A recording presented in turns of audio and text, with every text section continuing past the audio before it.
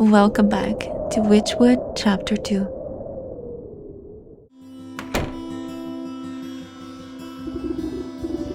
Good morning. I trust you've made up your mind.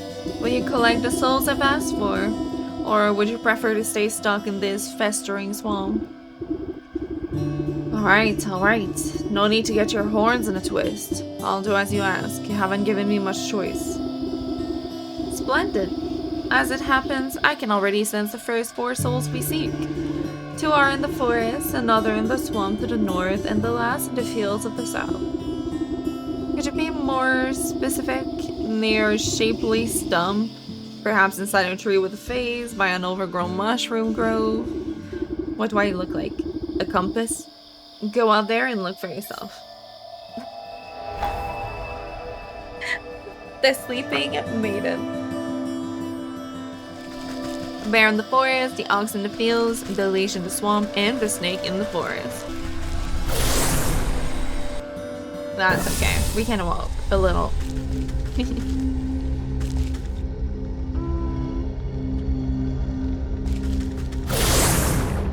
There are 2 that are supposed to be here. So let's try to find them. That is really not precise though. Oh.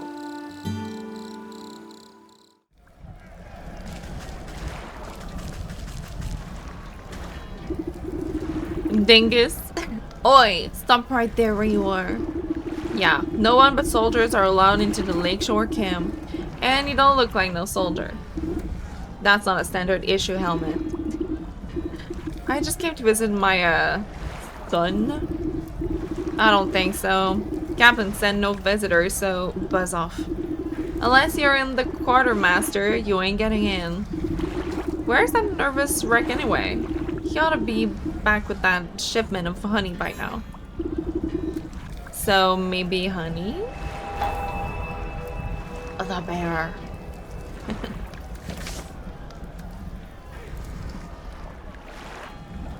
Maybe honey? Maybe. Damn. That looks like something over there.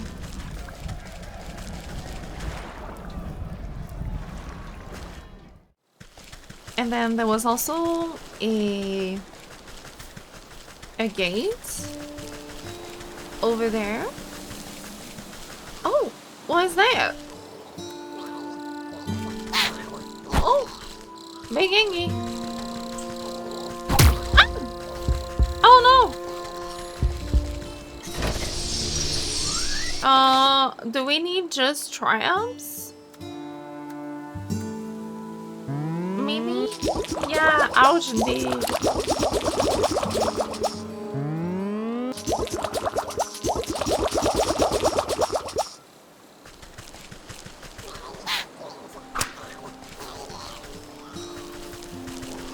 No? So can we fight at all?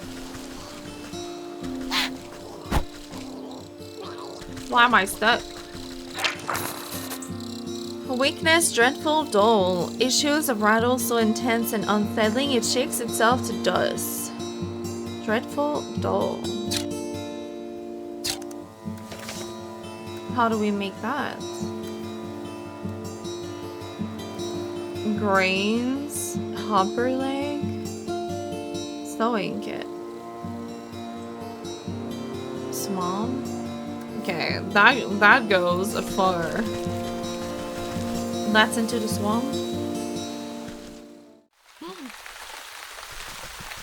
Oh, so pretty. Oh, look at those neons. I don't know what we've done. I like to think it's probably really innocent, right? I don't think I can catch it. Apparently the hatchet would work. Oh! I don't think so. I think that was just... Wait. Oh, sedated. Smoke pellets? Those are fancy.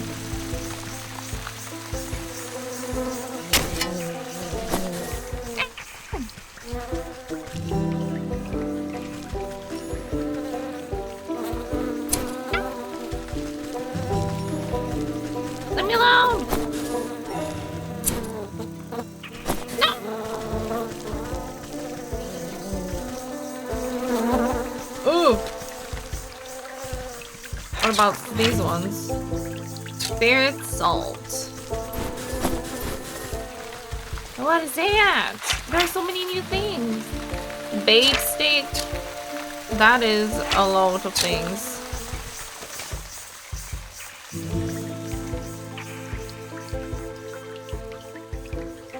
Salt. We do have that. Not enough though. We need some froggy. We do have the bait sticks. That's for the big creature over there.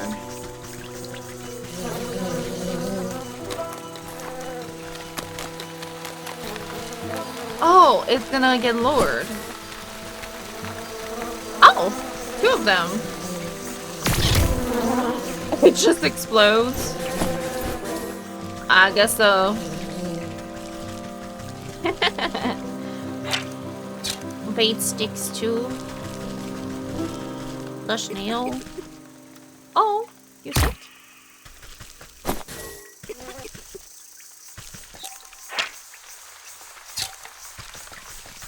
Fish rock?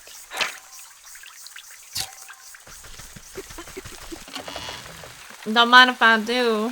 Sewing kit. I could collect some water with a jar.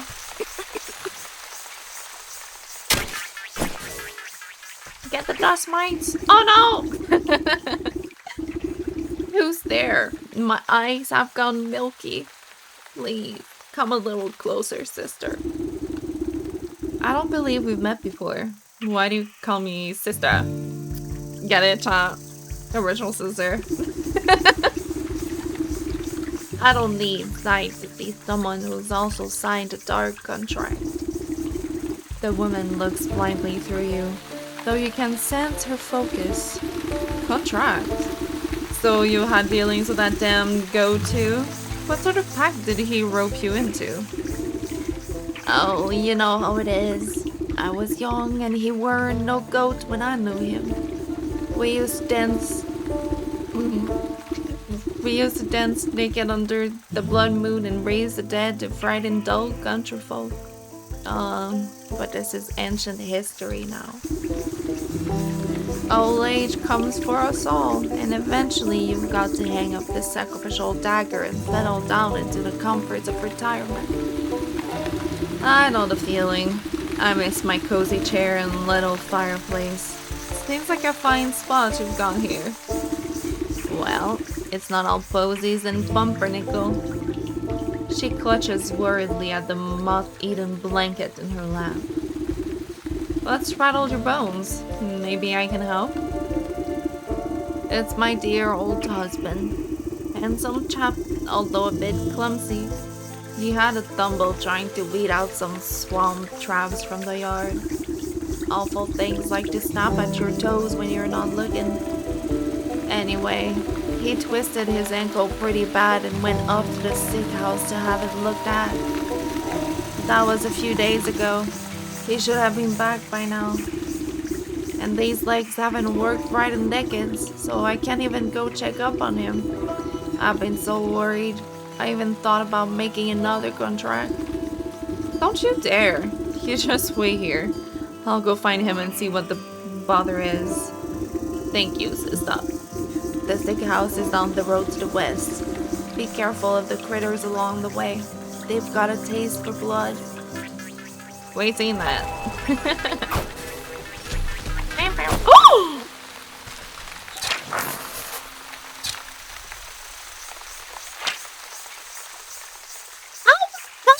Dragoon! It got the tiniest wings! Why is it so cute? That is adorable! What? That is the cute dragoon.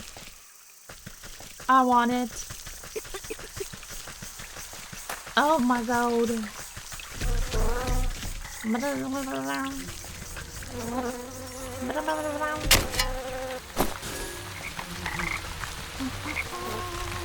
So many frogs.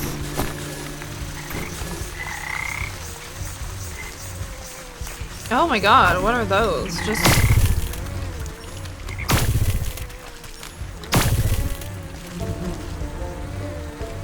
Ain't that something? Oh, salt. And a tree.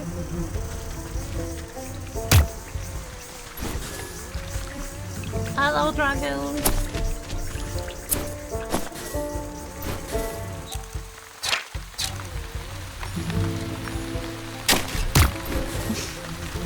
Get out my way, snail. Salt just spawns here, apparently.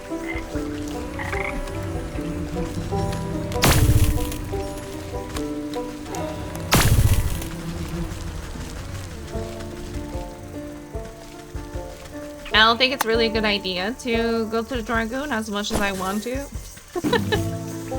What the hell is that? Snack vine. Okay, let's try. What kind of voodoo things is that? Oh, and then we chop it down.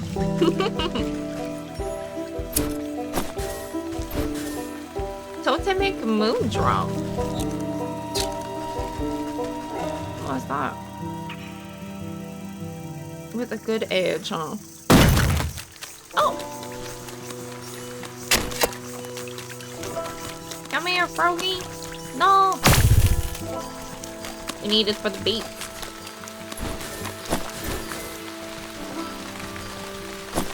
Is that the same ones? Oh my god, and what is that? A troll? Why not?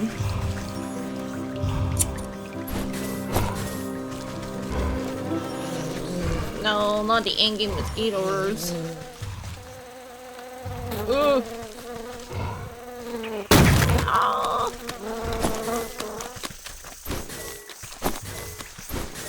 Okay, and for the mosquitoes, we needed the smoke thing. We do have enough now.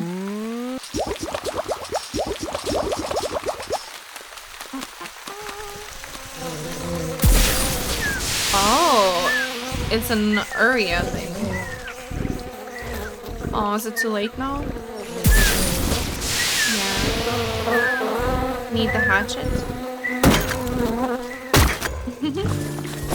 Blood, bug anchor, skeeter snoots. And spirit salt. Spirit salt. Need one more salt. One more. Oh! Blue feather. And then what about you? The stick. We need a lot of sticks.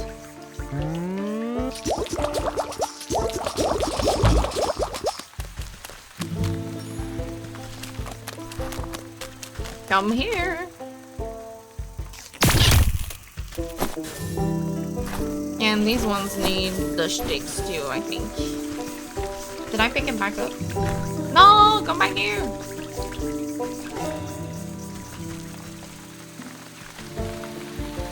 There you go. Take the stick. Get it. Dragonfly wings. Okay. And then that's the salt that we don't have enough. Blood.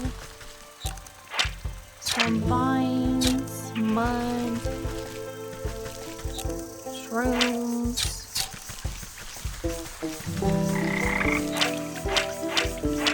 crows, snails. We do need those.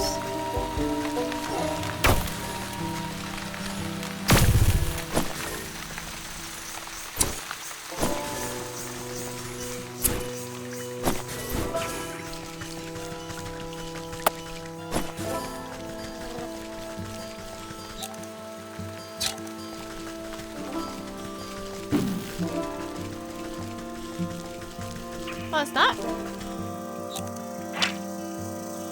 But for what and by whom?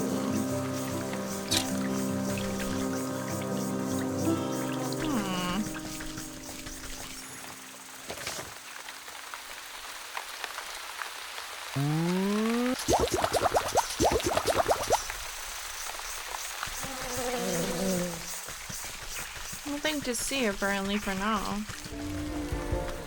Nothing to do with those.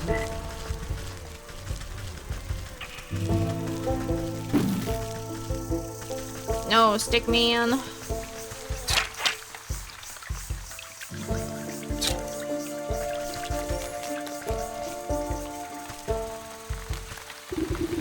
Oh, the thick moss growing on this massive fallen trunk seems to recoil at your touch, revealing strange etching on the bark below. Slowly, a spark of swirling energy seeps forth from the waterlogged wood until an ethereal doorway opens before you. That's probably what we had to discover. But we went on a little adventure. Ah, I see. There's so many things to do, like... I think we will have to get through them all. We can't just, like, finish a section. They really seem to be mixed together.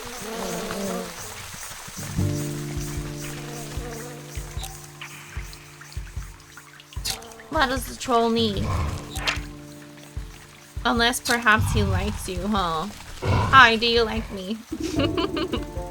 A fat troll sits squarely in the middle of the bridge, busy scratching an itch on his back with a fallen tree. His unmatched girth blocks the path forward. Out of the way, you big glute. That's one way to make people like you. He shifts his mass and releases a loud fart as you attempt to circumvent him. Fine, keep your bridge. I'll come back when the vapors have dissipated. Okay. Alright. I'm glad we went through that. I'm sure it was really important, you know. For sure.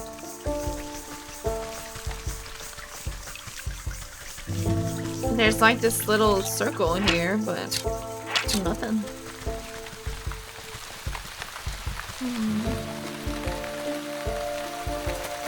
Thick house. The grace. Hold on now. This sick house is full of vibram and festering with disease. Don't you know where there is a deadly plague going around? A plague, you say? This is the first I've heard of. Oh, it's terrible. It affects the young and the old, the healthy and infirm alike. We're so swamped with these patients, I can barely catch my breath.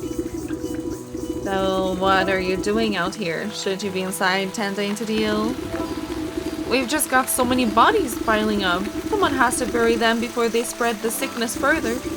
She drops her voice to whisper, looking ashamed. It's gotten so crowded I've even had to dump some in the swamp. That seems unethical, for real.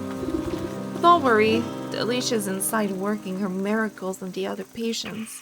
They couldn't be in better hands. Delish? That's the doctor of this place? The best in the land. I don't dare think about how much worse it would be without her skills. I need to speak to her. I'm checking up on someone who came through here. Sorry, I cannot in good conscience allow a person of your years to enter such an infectious space without a proper inoculation. But with all the patients, we're low on medicine and I'm afraid I don't have any to spare. What's a simple booster shot made from anyway? There's plenty of medicinal ingredients right here in the swamp.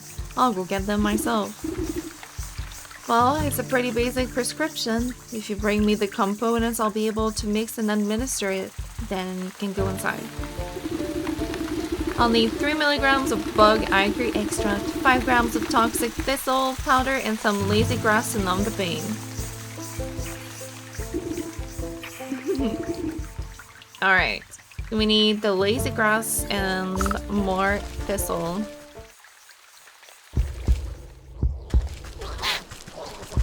What do you need again?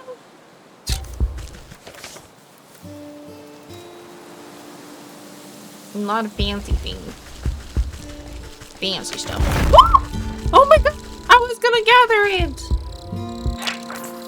Cinderbox? That is scary. Jump scare. Cinderbox. Oh. They are so low though. Let me heal first, because we are literally one shot. I just need herbs. Like one more. Give me an herb! Give me an herb! Is that enough? No. Oh, I need that herb, man.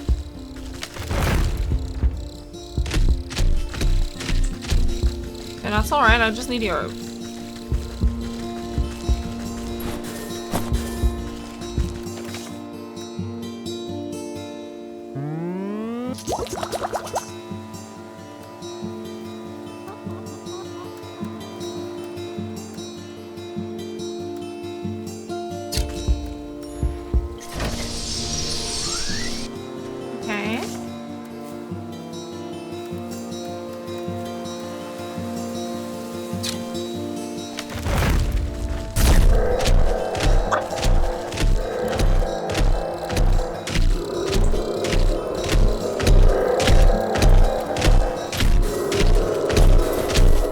Drops the fruits like that.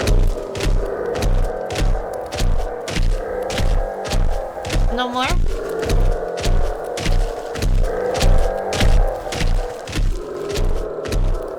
Damn. You don't got no more fruits? Just one?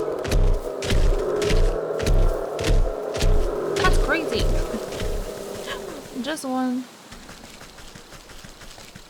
Don't go. Ooh, don't mind if I take those.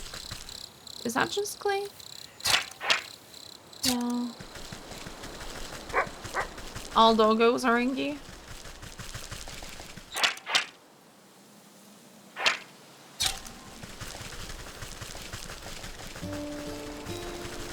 Doggo, you gotta leave. What's that?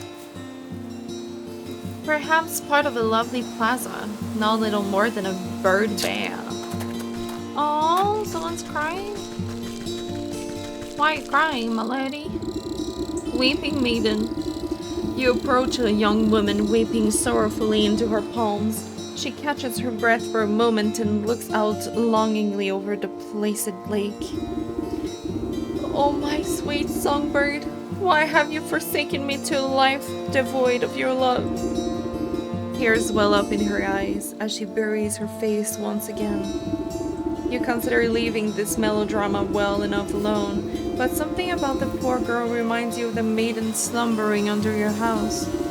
You draw out a tattered handkerchief and offer it to the maiden. There, there. Dry your eyes, my child, and tell old Granny what the matter is. Oh, thank you. You're very kind. She takes the cloth and daintily dabs the corners of her eyes. Swallowing the last of her sobs, she composes herself before sighing wistfully. It's my beloved, such a sweet and romantic man, with a voice of a meadowlark.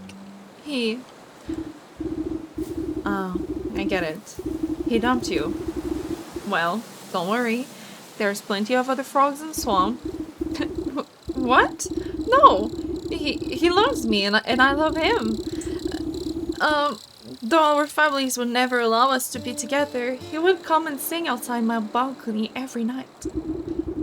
One night we both vowed to escape and meet by this lake.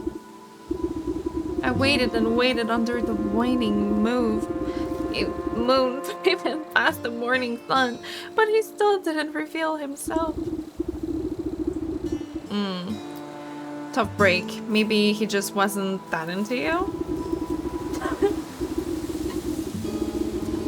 He would never abandon me. We are destined to be together. She slips back into a melancholy gaze out over the lake.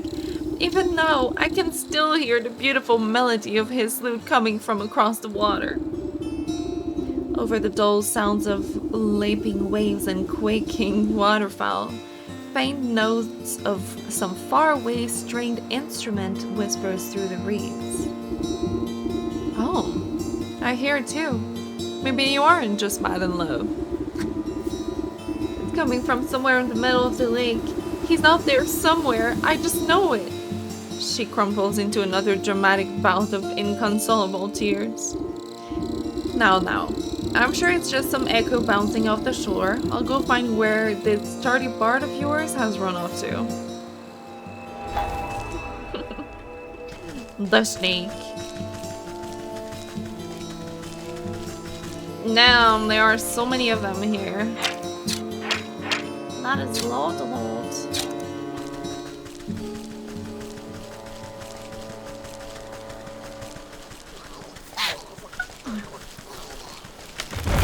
Another tree.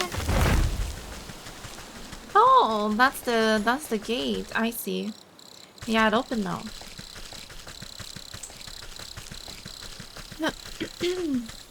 What's that? What a pretty tree. An assemblage of detritus and fey saliva, but one that some tiny beings call home.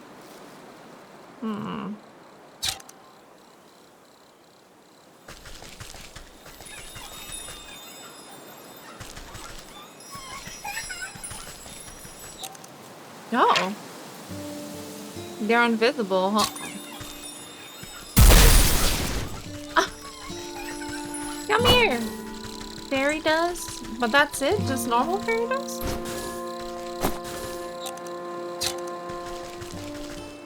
And I don't think we can catch them without...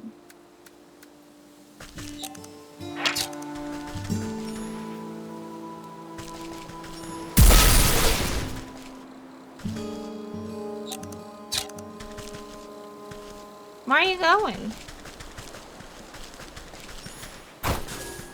Yeah, it's just fairy dust.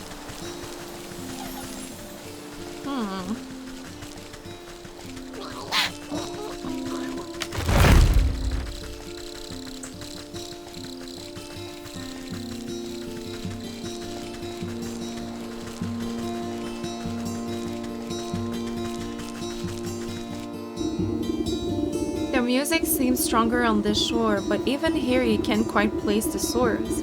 It seems to be emanating from the half-sunken ruin poking out of the lake's water. Maybe that fool bastard... that fool bard, excuse me, just a little bit insulting, not that much, hiding way out there. Bah, but I swim as well as hands fly. Suddenly some unseen voice chitters mockingly into your ear. Hoo-hoo, hee-hee, the musical man you'll never see. That sounds like a really sane man. You spin around, but no one is there, just a nattering laughter bouncing on the wind. Show yourself, spirit. Oh, it's this one. Yeah. Oh, it just captured. You snap your hand around the elusive creature and squeeze. It got a belly button. Let me go, you nubbly pot. You're crushing the life out of me. You tiefling little pest. What do you know about this music? Music? What music? All I hear is the slapping of waves and the beeping birdies. Your wrinkly old ears must be full of bugs. Don't you play smart with me. I'll pop off your head like a daisy. Oh, you mean that music. It's the sound of the snake's traveling circus. I thought everyone knew that. Circus stays still, but the door's the thing that travels, you see. And right now the door's out on that lake, but you'll never get in.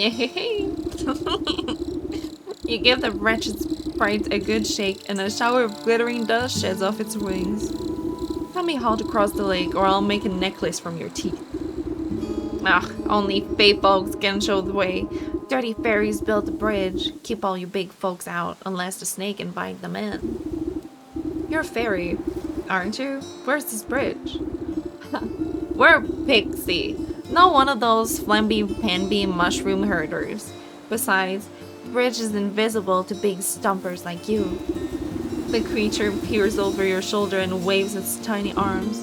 Oh look, there's a fairy now. Why don't you ask her? You turn to look. But in your moment of distraction, the pixie sinks its sharp teeth into your finger. You sneaky little blighter.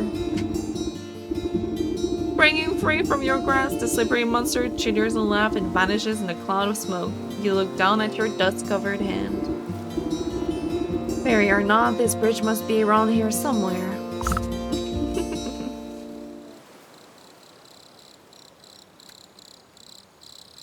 Can't bear their sweetness, it's downright.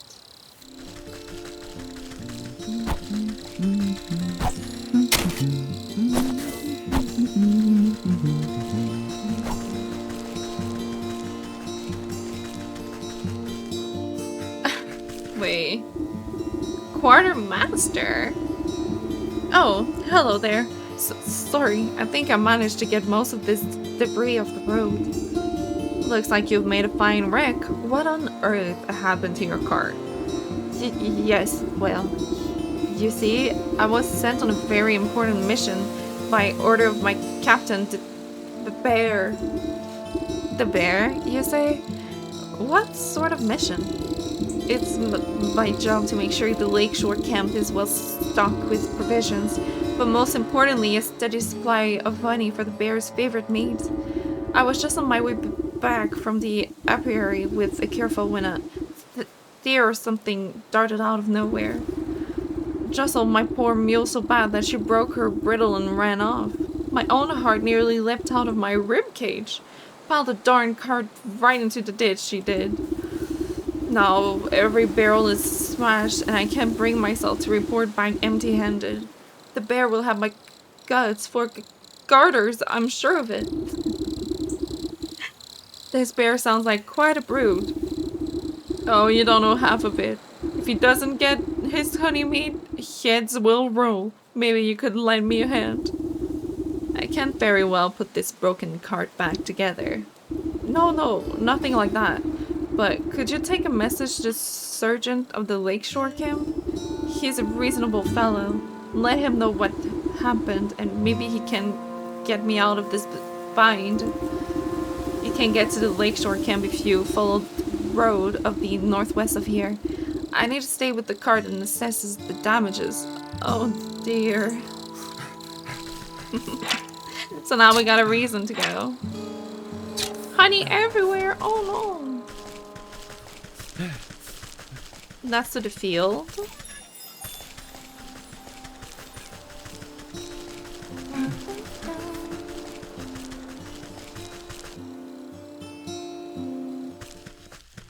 Oh, so pretty! That's what we need.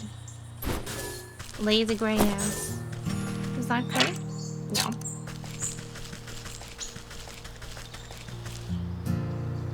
No, it's so cozy here.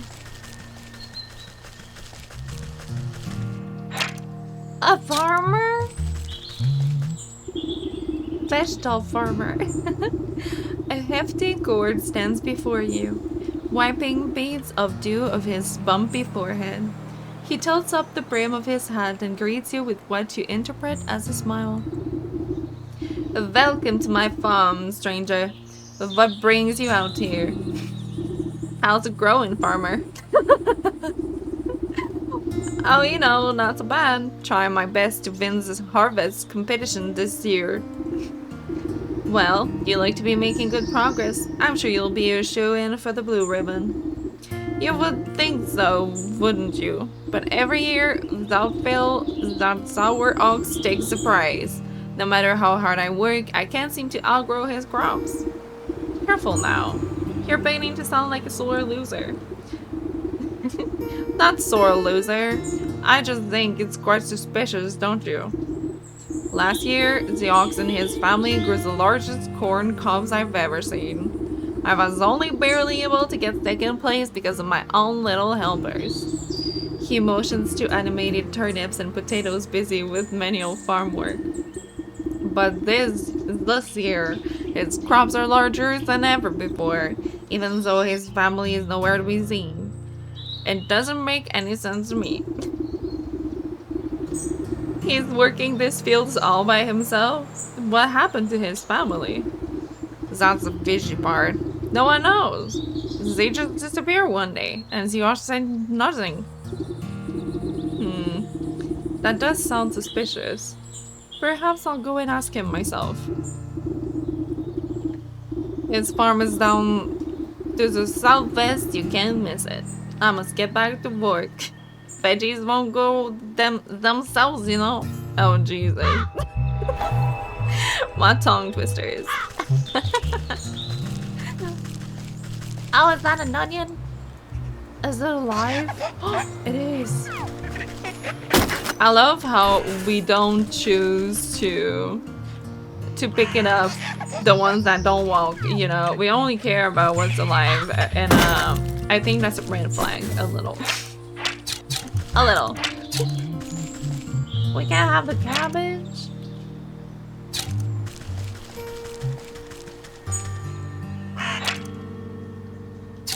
Rich.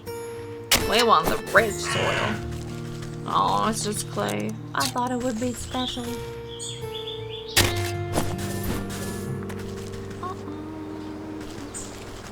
I'm sure you won't mind, right? Thank you.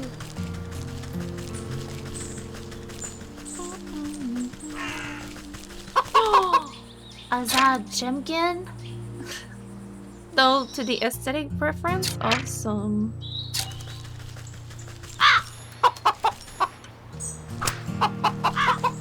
Can you come here, little bird? Oh, that one is doing it. Oh my god. Crowfoot. Bam, bam, bam, bam.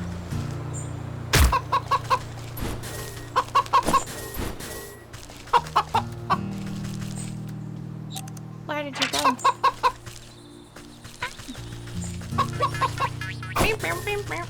Oh, that's the hopperlings we also need. Ding, ding, ding, ding. Ding, ding, ding, ding. Come here.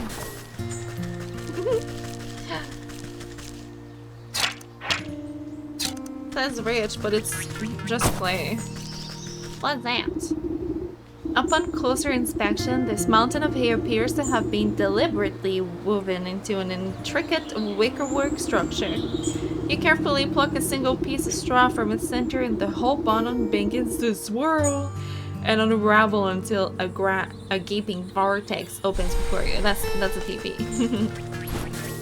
Bing, bing, bing, bing. Oh, that's the moose! It's for the milk! We need jars. Is it empty? I guess we can make more. Oh, we're gonna need a lot. A lot. Okay. That's okay. Oh, excuse me, cow.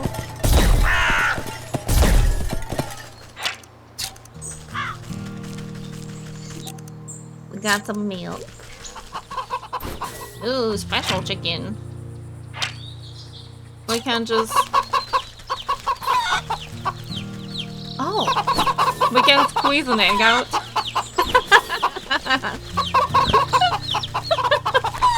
We just squeeze eggs out, man. Bruh. That is crazy. Occupied. Is it? Oh! Hello, farmer. Can't talk to you. Not giving to conversation? It would seem. You know, same. I get it. I get it. That's alright.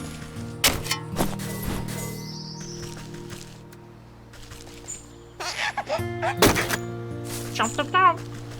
What about you?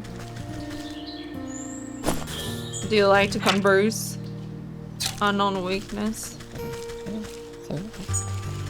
Hello? Perhaps I can puzzle him somehow. Puzzle him. But stubbornly refuses to read any instruction manuals. So we need him somewhere for something.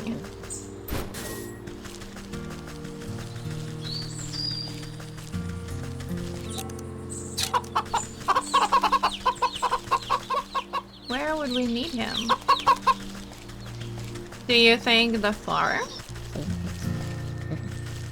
Can you go this way, please? Oh. Oh! Great, TA. Alright, is that ripe green? Ooh.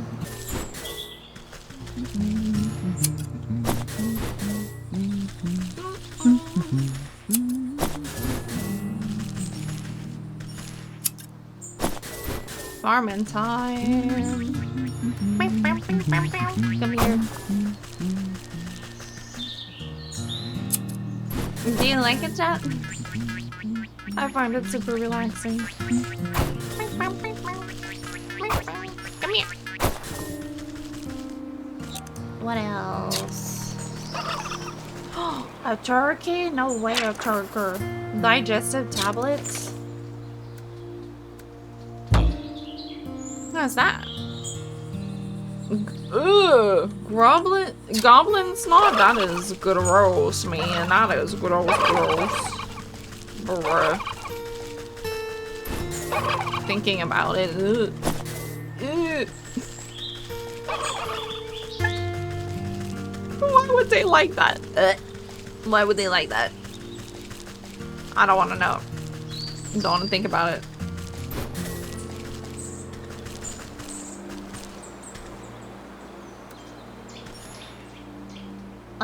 There we go. Dun, dun, dun.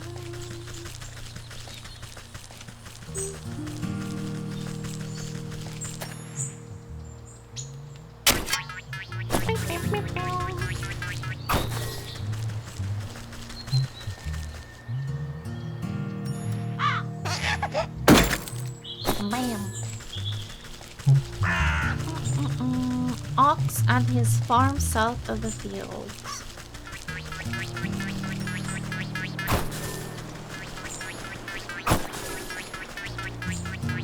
Catch them all? Oh, frick. What do you guys want? Oh no. Oh no. Oh, you peer through the hedgerow and see a ramshackle encampment strewn with plunder. The brigands pick their nails with dangerous-looking daggers. I got nothing to gain from this nest of knobs. Better make myself scarce before they see me. Okay, apparently we're like F now. Well, no danger for us. Big sad. Gobble, gobble, gobble.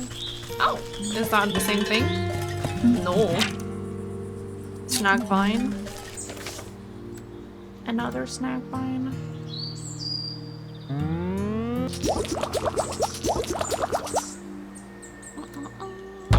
We need one more. One more. Just a farm guy. Ugh. What about this? Okay, that was just a hopper. Oh. So pretty. They did say to talk south of the field, but it looks like it would be in that encampment.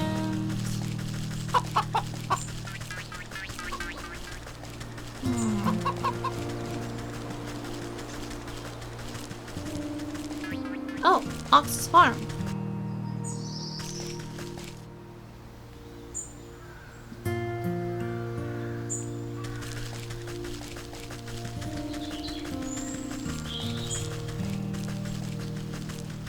Hello?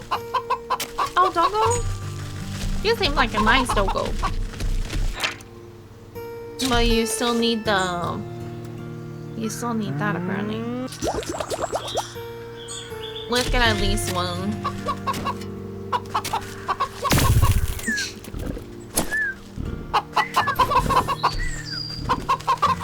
Any eggs to squeeze? Come on, Chimkin.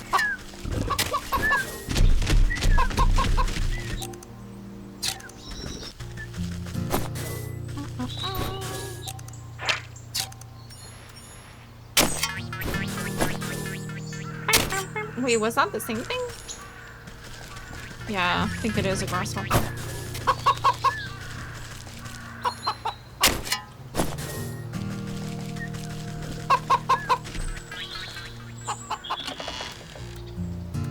Green, a pot.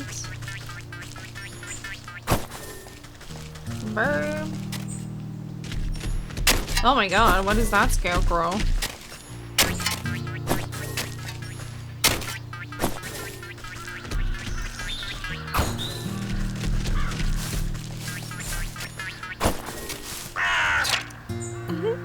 Just eerie, easy to see why crows don't like these. Hello, Mr. Ox. Hey, this is private property. What are you doing trespassing on my land? Why? I just came to admire the glow of your crops, Master Ox. I heard you produce the most bountiful produce in the land. Ha. Well, you heard right. I work day in and day out till my hands are raw and my back is broken, but you won't find a finer farm anywhere else.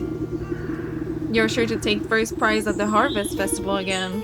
You and your family must be so proud. The ox spits on the tiled soil. Those lazy louse never understood the pride and joy of devoting oneself to the land. What good's a farm that gripes about hard labor? We would have never won any of those competitions if it wasn't for my sacrifice. Where's your family then? Can't help but notice you're working all by yourself. You must know, those damnable bandits out by the South Bridge stormed in the place and one night and stole them away. Your family? They just stole them like that? Don't seem very concerned about getting them back. I'm better off. For all I know, they could have been already ransomed off for fertilizer. But if you're so worried, why don't you go talk to those bloody brigands yourself? Man.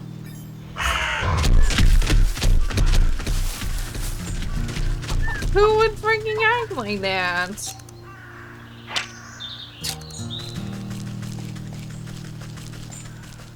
I don't think he's okay. Maybe it's his way of dealing with emotions. Just keep farming. Maybe. Alright, what do you guys need? Oh, the doll again? We do have stuff now, though. We do have stuff now.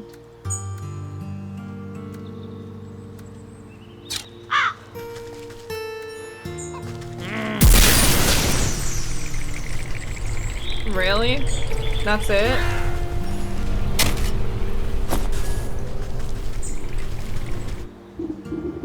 Ah, sly old fox. How'd you manage to get your creaky bones past me groans? Tch, my mooks must be getting fat around the waist to let you slip by so easy.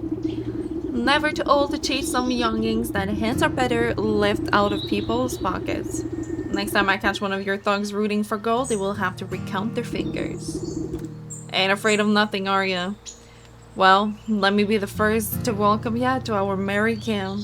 Though I suspect you didn't come just to scold us. What do you know about the ox who worked the southern fields? He told me his family might have come through this way. Oh yeah, we know all about the ox. We also might have seen that family of his. But on the other hand, maybe we didn't. What's into you? Listen up, you big lug. That information is just about the only thing stopping me from changing the whole lot of you into stinking chickens. Alright, Granny. No need to get upset. We was just playing games, no? We seen that family. A boy and his mom. I remember always walking in that big ox shadow. Always looking afraid I am too. So you didn't kidnap them. Where are they now? You know, you remind me of me dear old mom. She didn't take no gums from no one either. She used to bake the most delicious meat pies. I sure do miss her cooking. Men and the boys have been awful hungry lately. Thieving is hard work and crime doesn't always pay. Imagine. Say, do you know how to bake? I haven't got my mouse pie recipe right here. Who knows? On a full stomach, I might even remember something about the missing family. Healthy helping of crow. Uh-huh. Interesting. Anything else? Ooh, the chest. No. Potion? Don't mind if I do.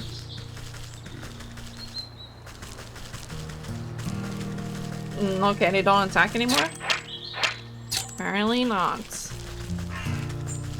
We all good now.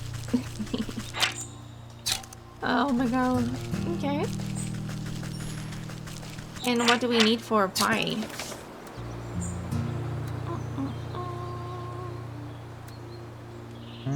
Dough. Oh, they actually got enough. Awesome.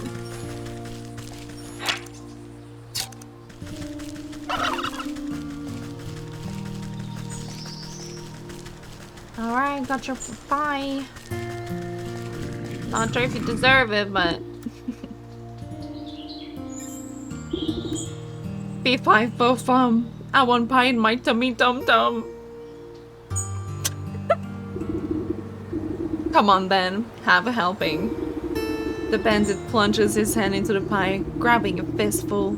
He barks in delight as wet chunks of pie fillings splatter out of his gullet. Ah, delish. Just like home I used to make. But something's different. He picks a small black feather from between his yellow teeth. Is this crow? I figured you could do with a serving of humility. The gargantuan man's lip begins to quiver. Great watery tears well up in his beady eyes. What's the matter, dearie? Are the spices too strong? No, it ain't the spices. It's just... He deteriorates into great shuddering sobs that shake the Kim. Ma always said I was a bad seed. Said I weren't good for nothing but eating and thieving. But all I really wanted to do was... dance!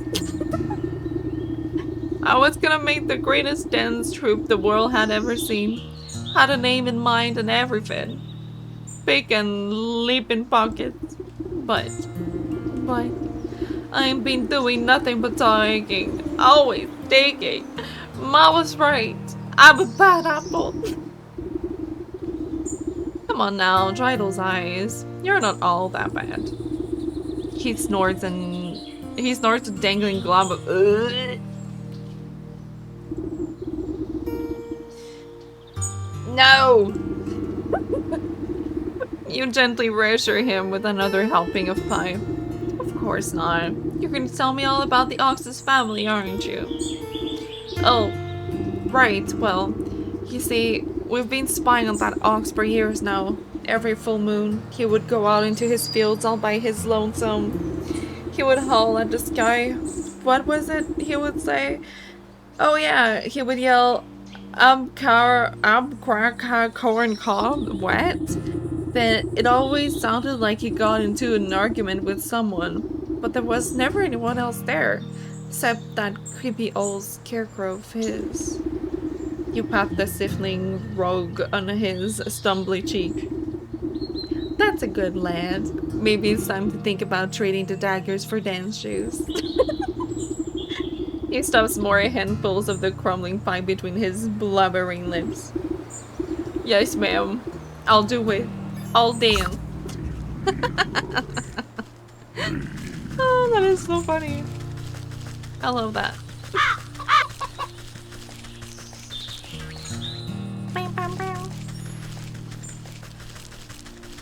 Oh my. Oh my. Oh my.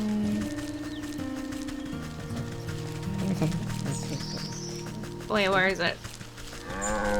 Moo.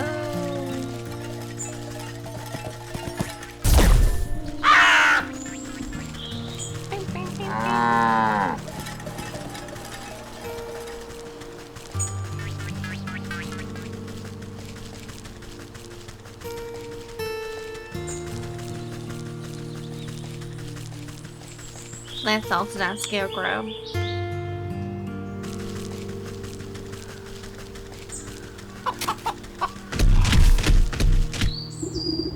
This eerie simulacrum of a human sways in the breeze. Its lumpy face seems to leer down at you, as if expecting something. Oh. Abracacorn cub. The figure creaks against its pole as its vegetative head twists to look at you. Takes a wheezing breath, expelling a moth from its mouth hole. Hello, yes? Have you come to strike a deal with the great and magnanimous Harvest Master?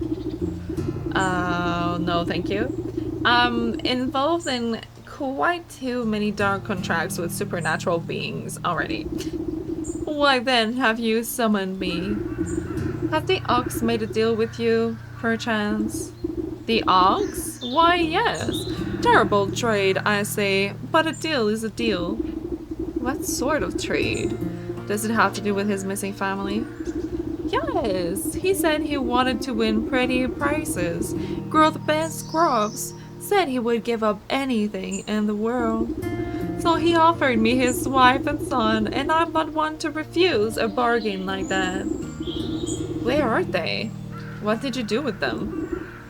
Don't worry, they are fine, but as long as I make the crops grow, they belong to me. And if the crops should fail, your deal would be broken. Ha! I am the great harvest master.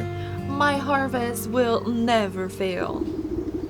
We'll see about that. I better take a closer look at these prize-winning plans.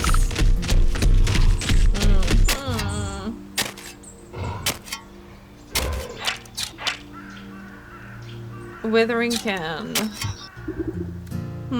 These stalks don't look so sturdy to me. A good herbicide ought to shrivel these right up. That will teach that ox a lesson about proper agricultural practices.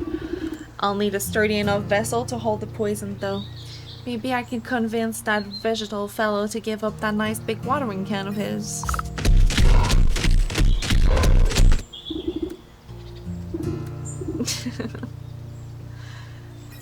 Turnip head? What? Turnip head. Vegetable farmer in the field.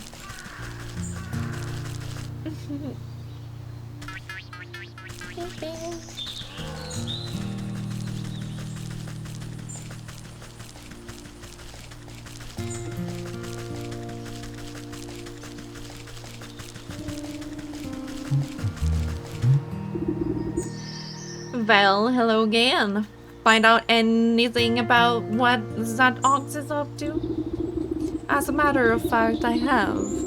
It seems he traded his family to a turnip wizard or field genie or some other such nonsense. Ah, you must mean the harvest master. That explains a lot, actually. Bad business to get mixed up with that sort of fellow. The farmer nervously wipes his brow with the back of his leafy hand.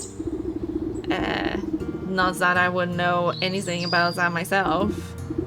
Listen, I don't have time to exchange farm gossip. I need to borrow your watering can over there.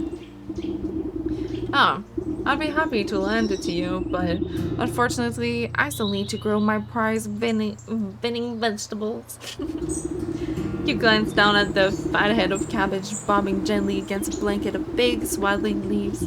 You think you may have heard a faint giggle coming from deep within the fronds. Seems pretty big enough to me. Just you wait. My little baby is going to grow up to be a great big baby. It's going to be the belle of the ball as this year's festival. But if it were to, say, grow a little faster, I suppose I wouldn't need my watering can at all. You swear the farmer winks at you, despite not being equipped with any eyes. Does anybody here grow produce in an honest way? Let me take a look at the little tyke. You look down at the fattest little cabbage you've ever seen, but if it gets your hands on that watering can, it could stand to be a little fatter. We need all that. That's gonna be a lot.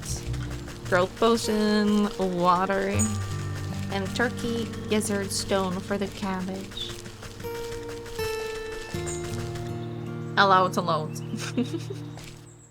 We do have the grassland we needed though.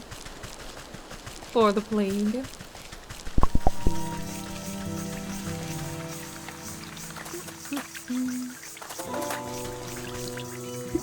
Got everything.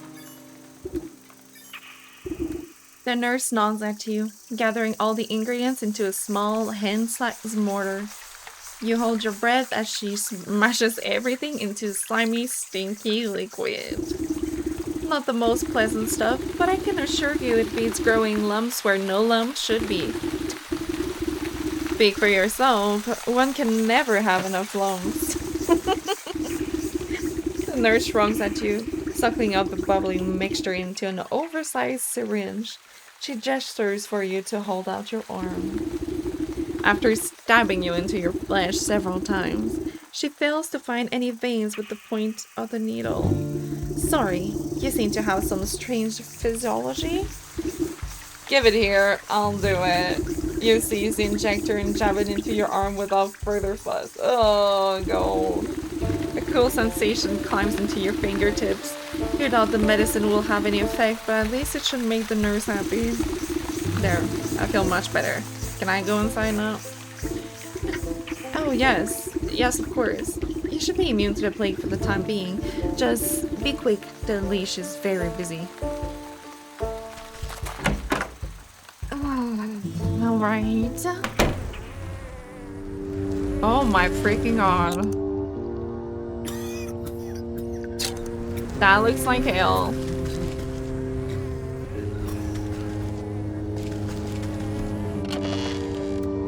Oh my god.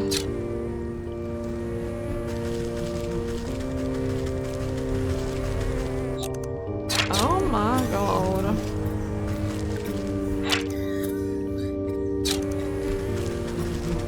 All the coughing and stuff, man. What? Are you the leash? The doctor slithers from one patient to another, checking off little boxes on a clipboard from under her wide-brimmed hat. She appears to notice you enter, but pays you no mind.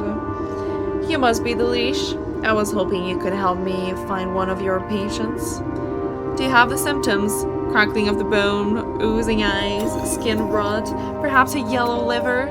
Let's get you examined. The leash extends her toothy snout, prodding your body and searching for some hidden malignancy. You slap her away with a swift palm. If it's a sickness you're looking for, you won't find it on me. My dear, we are all sick with something. Whether it's a broken heart or a broken arm, we all suffer in one way or another. You peer through her tightly wrapped garments and see a deep darkness underneath. Despite the warmth in her words, there is a sense of hunger and urgency in her tone. I am here to heal, to mend, to put all of your troubles at ease. Now tell me, what ails you? I told you already, I'm in perfect health. I'm here to find someone, a man who came through here with a sprained ankle. Half the patients who come to me have a twisted this or broken that before the pox sets in, that is. Can you be more specific? What does he look like? Oh, I'm not sure. Well then, how do you expect me to help you? Come back to me when you know what you're looking for. You look about the sick house at the coughing, wheezing, bedridden souls. Perhaps some of them will be able to identify the missing husband. Alright. Maybe? What is that? Thick dark wine.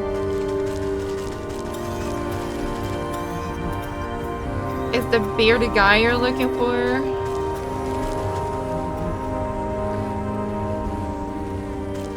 The bearded guy. He had a darker complexion than me.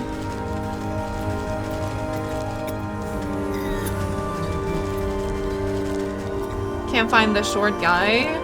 It's him? Or what? Him? Which one is it? Short, dark hair. But he said dark hair. Is he not here? Do you have any better idea who exactly you're looking for? He's shorter, that's for sure. Then, dark in features. Narrowing it down. Grand mustache. No, they said he had a beard. Ah, yes. I remember that poor man now. He came with a swollen ankle, but on his journey through the swamp he must have contracted the plague. His condition declined rapidly, I'm sorry to say, and in the end there wasn't much I could do for him except make him comfortable. He's just dead. My condolences, really. Now if you'll excuse me, I have to get back to doing what I can for the living. At least tell me where his wife might collect his body. The nurse outside seemed to be having trouble keeping track of them all. That information is reserved for next of kin. Judging by your physique, I wouldn't say you were related to the deceased in the slightest. The doctor turns away from you to prepare vials of medicine. Better return the old woman in the swamp with the bad news. Man, can we ship the wine? Take the wine before we go. Girl, how are you doing today? Nice to see you. Yeah. We made a little witch today. A little old witch. Well, ma'am. Do you have news of my husband? He should have been back from the sick house by now. You bow your head in condolence. I'm sorry to say that your husband has passed away. The leech said he fell ill with the plague. Rather than grief, an expression of mild annoyance crosses the woman's face. Oh, what a nuisance. You don't seem that upset by the news. Well, he was getting on in years. It was bound to happen sooner or later. I just didn't think it would be from some measly plague of all things. So, where is the fool now? I am not sure. The leash wouldn't tell me, but her assistant mentioned having to dispose of the dead out in the swamp. Brimstone and Bandersnatch. I know I'm already in your debt, sister, but can I ask for another favor? I suppose I've already stuck my foot in this mess. What is it? There's an old circle of power just west of here. It served me well in my younger years, and I expect it's still got some juice left. I need you to dust it up and fire it up again. I would go do it myself, but by the time I get there, my poor husband's body would already be reduced to warm farts. What am I to do with this circle? You're knowledgeable, lass. The engravings on the obelisk should explain the rest. To the west. To the west. Okay.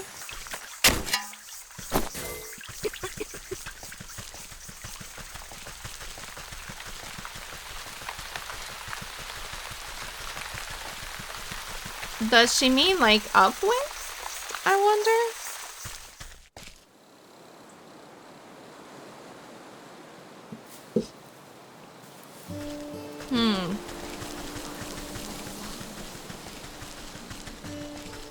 We also need water for sure.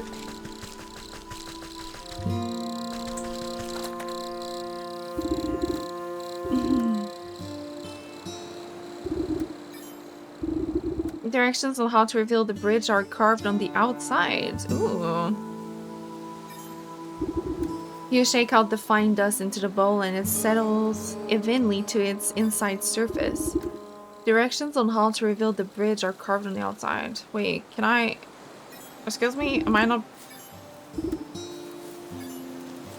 Excuse me? Why is it repeating? There you go. The basin begins to glow a soft yellow as the fireflies rise from the muck within. They begin to dance up and down, drawing circles high above the bowl. Glitter rains down gently, shimmering as it catches rays of sunlight. Slowly the particles trace the form of a bridge, leading from the edge of the water to the center of the lake. You tentatively test the strength of the spectral walkway and find that it is as strong as if it were made of solid stone. I just wanted some water though. It told me I could get water before. Guess we're gonna find her lover, her bard.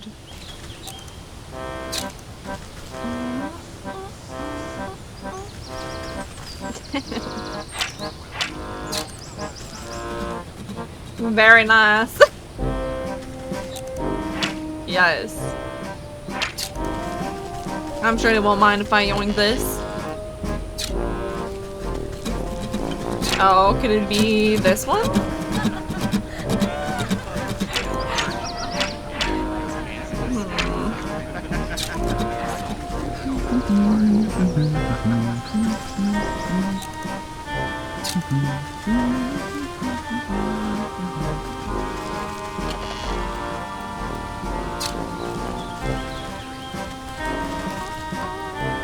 Your bees in here.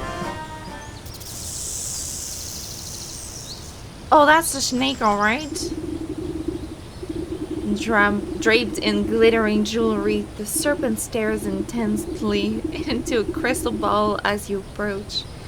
Welcome, my dear, welcome. I saw that you would come here in search of answers. I just came here in search of a bard. That's him outside, right? With the lute? The minstrel? Yes, he is working off the debt to me. All those folk around there seem a touch addled.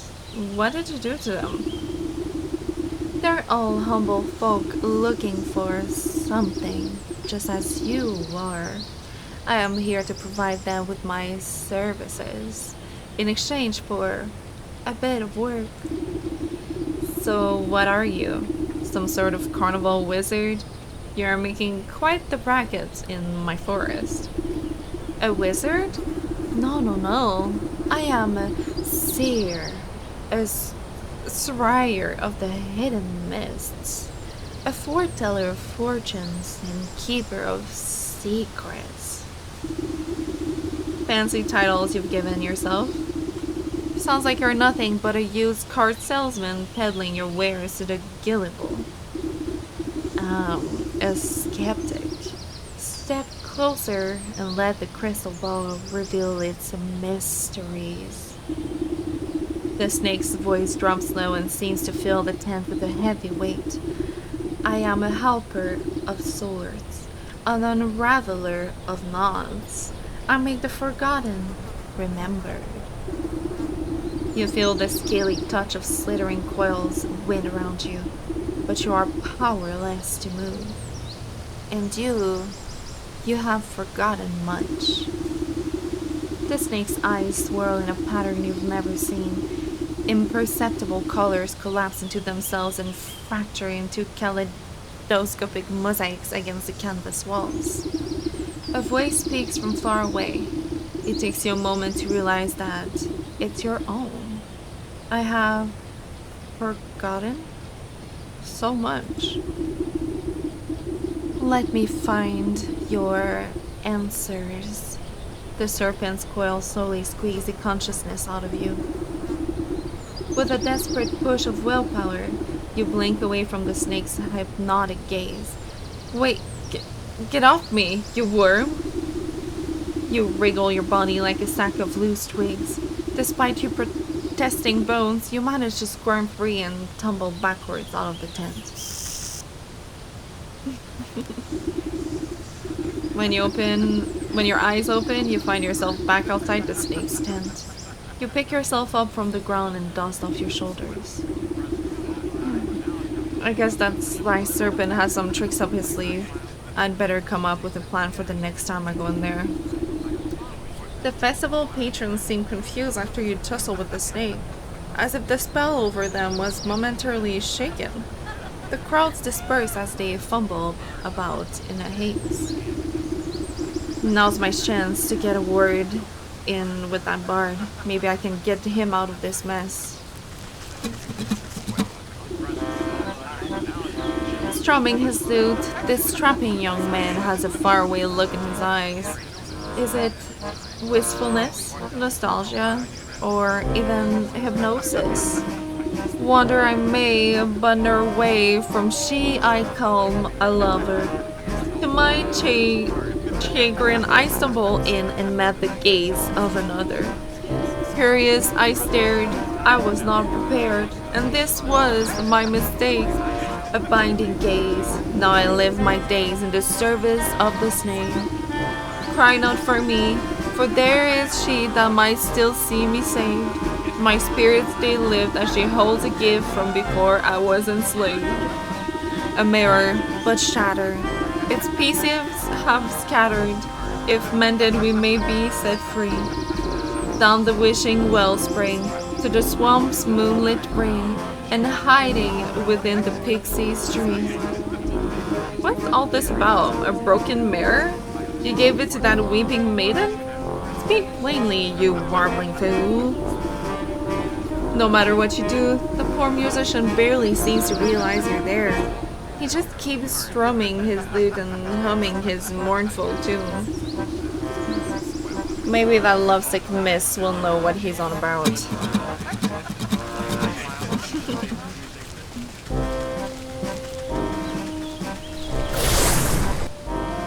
We found him.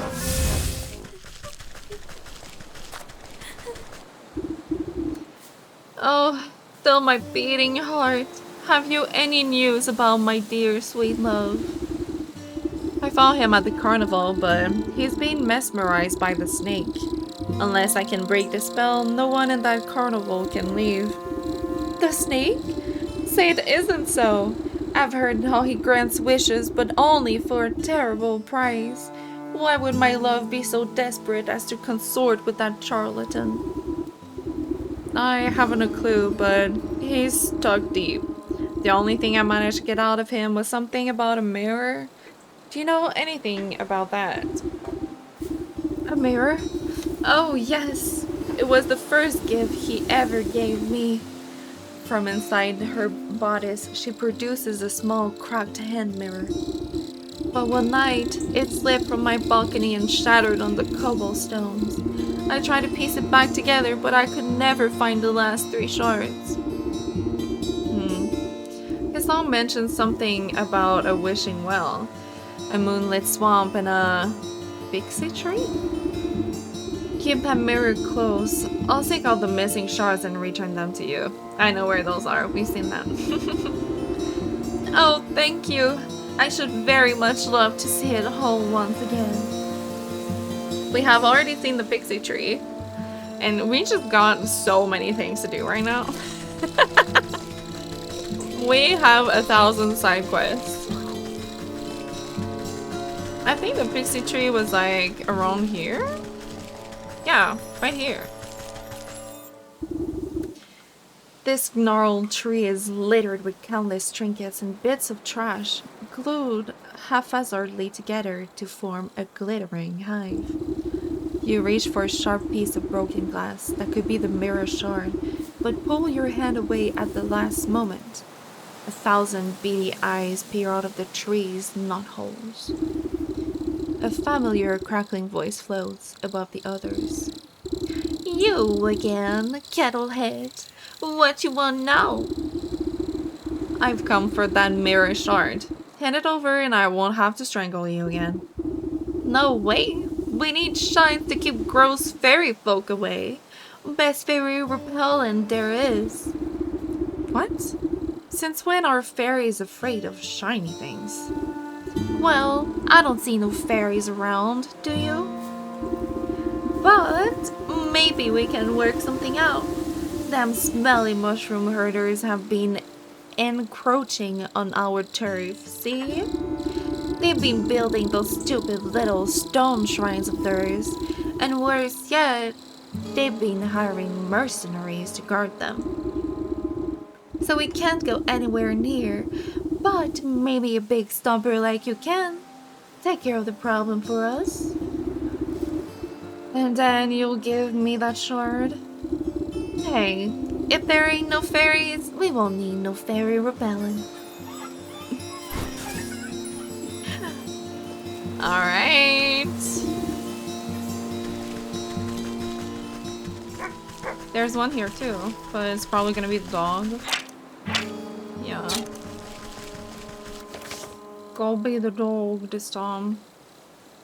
So for these guys, we need, what did I say? That. For that. That. And then for the dog, we need water. We need a lot of water.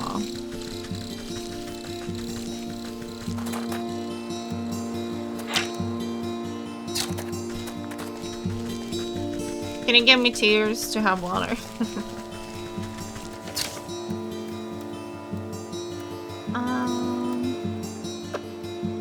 Where did it go? Did I not craft it? I guess not. Alright, time to go. Give me the snort. As gross as it is. Come here!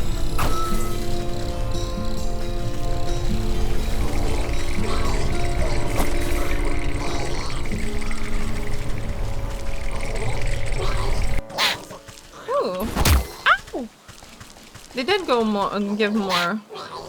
Pick it up! No! Pick it up! Oh. Alright, that's 2. There is a doggo. We gotta go to the well. Because I don't remember anywhere else, to be honest.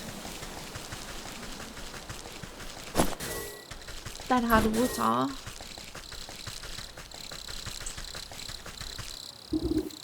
Okay. Had to make sure it's like all of them that they want, you know. Maybe we could have half done it, but I don't think so.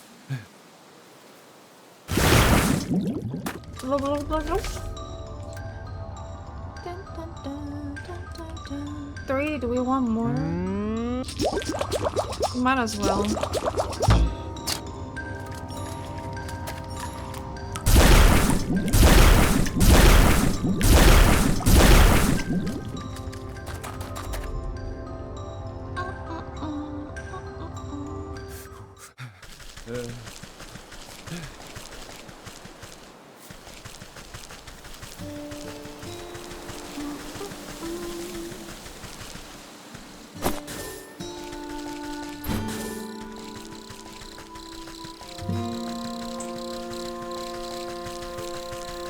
Alright, Dogo. I think there was still left, huh? Yeah.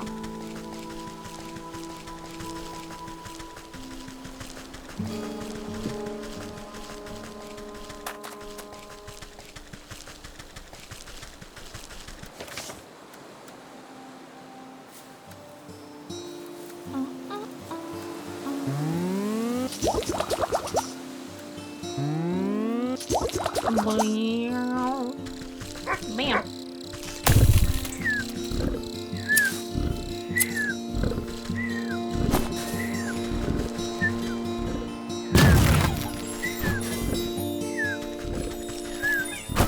Bam. Puppy girl. Oh my God.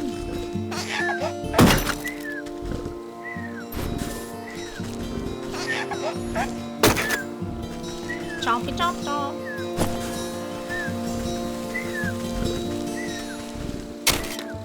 Well, well, well, if that isn't it. How are you doing today? Hope you sleep well. Managed to feel a little bit better. Oh my, oh baby girl. Yum. Time for the kitty talk. The kitty talk. What do you want? Oh, you baby. Oh, you baby. You're at the chalet right now. I hope you are enjoying yourself.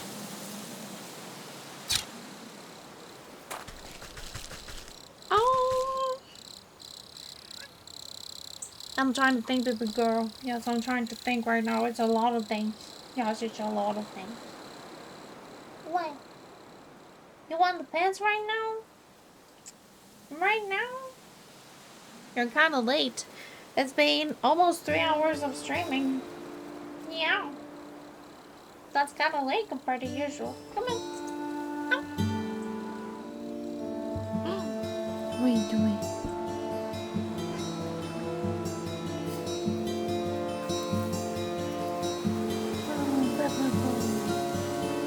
Baby girl. Baby girl. Oh. Oh, man.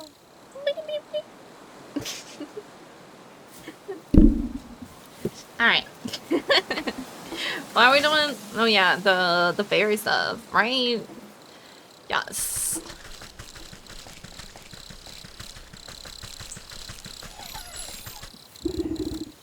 I kicked over those little rock piles like you asked. No, give me that shard or I'll knock over this nest too. You smashed fairy shrines? Good, good. Take it. We don't want your trash. Well, thanks for the trash.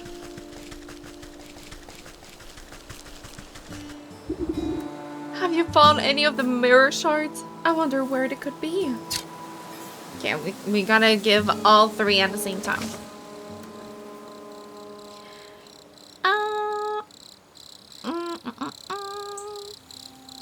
It's not gonna tell us again? Oh no, what did I forget?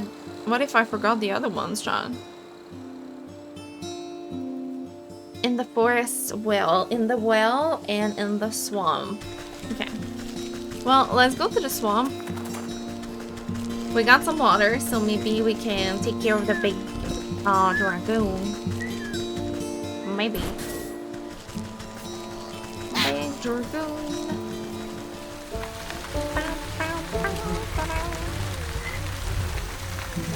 Alright, dragoon. Are you ready, dragoon?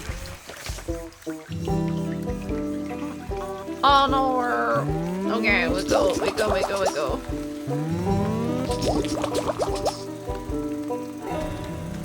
We got this!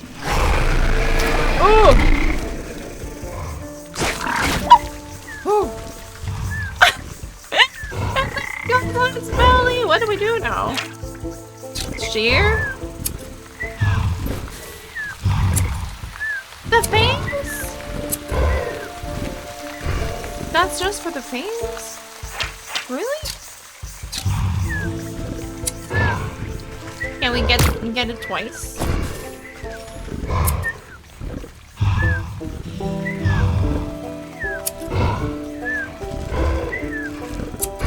Give it to me again! Snippy snip! That's the TP. It'll have to be this, right? Are you kidding me? Oh, there you go. You brush off a blanket of thick moss and lichen from the ancient magical pattern carved into the earth. The essence of power wakes at your touch, bringing slight warmth to your fingertips. 4 black stone obelisks surround the ritual spot. You need to scrape off more overgrown decay to read the runic lettering engraved on their surface. Okay. Oh! We just got the thing, so thank you for the hydrate.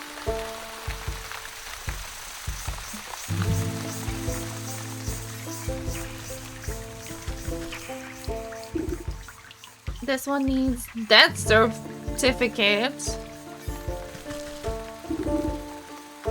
Necromantic charm, that's the one we just learned. And humors, okay. Then we need that thing. What is that?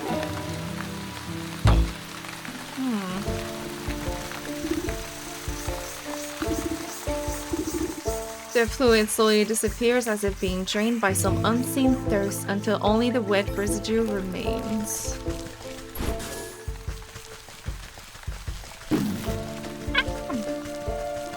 Okay, so that's that.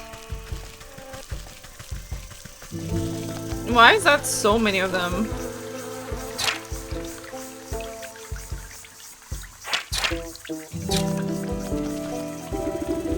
These animated wooden effigies seem engaged in a ritualistic dance. They march in stiff patterns around a reflective piece of glass embedded in the soft ground. You lean in for a better look, just long enough to make out the shard's mirrored surface reflecting the ghostly image of the moon.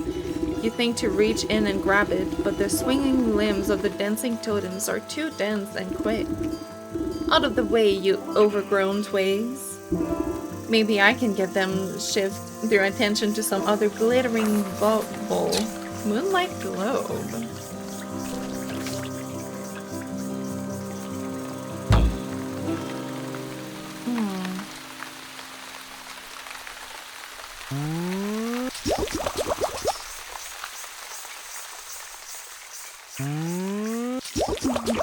Interesting. Okay.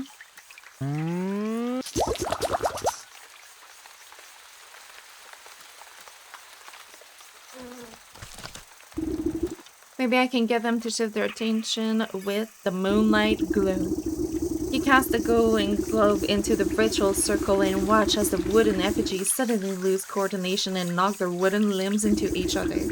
You take the opportunity to slip between their tall frames and snatch the mirror shard before their frenzied dance begins anew. I see, so it was because of the shard.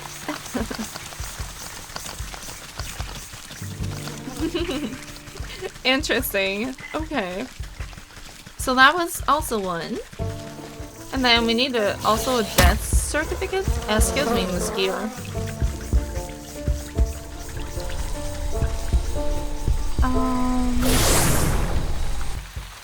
And we have to go to the fields.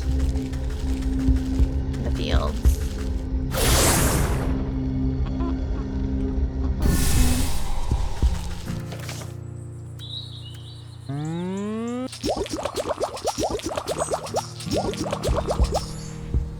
Can't forget to heal.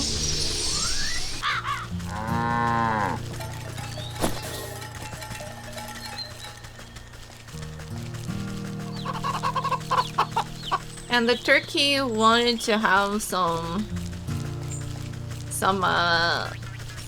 really gross snot, which we got now. As gross as this. We're just gonna find the turkey. Gotta find the turkey. It's not these ones though. Yeah. Don't think these ones do anything. Bonk bonk. Need the other ones. Turkey! We need some snag vines for those.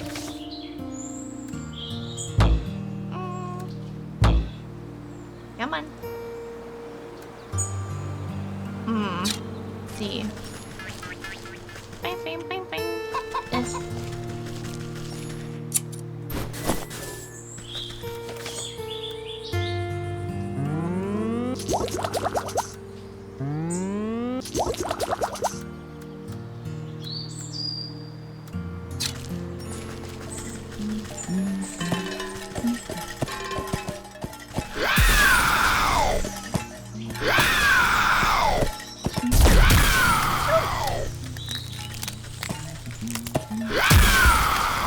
Didn't work for both of them? I was hoping it would.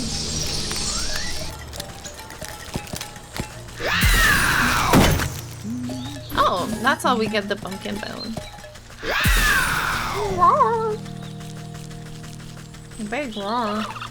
Turkey! The snot feels. Ew.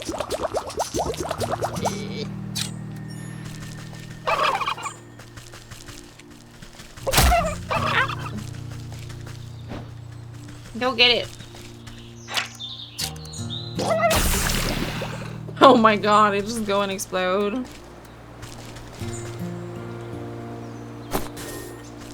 that's it. I guess so. Are you gonna give another one?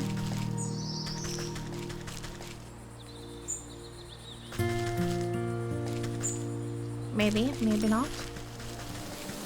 We can go in the city now too. No, city. Big word, but... Maybe we should go do that while I think about it.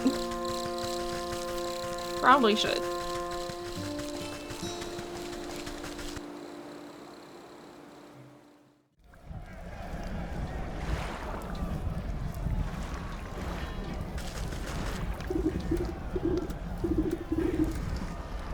Only finding that's urgent is the line of the latrine, or if the captain hasn't had his drink. Yup, and we're here for that. We would be sticking our necks out after all. Gold coins. I expect you two can divide them evenly amongst yourself. Right, 1 for you, 2 for me. You still owe me for the game of dice you lost. You cheated me. Give me them coins.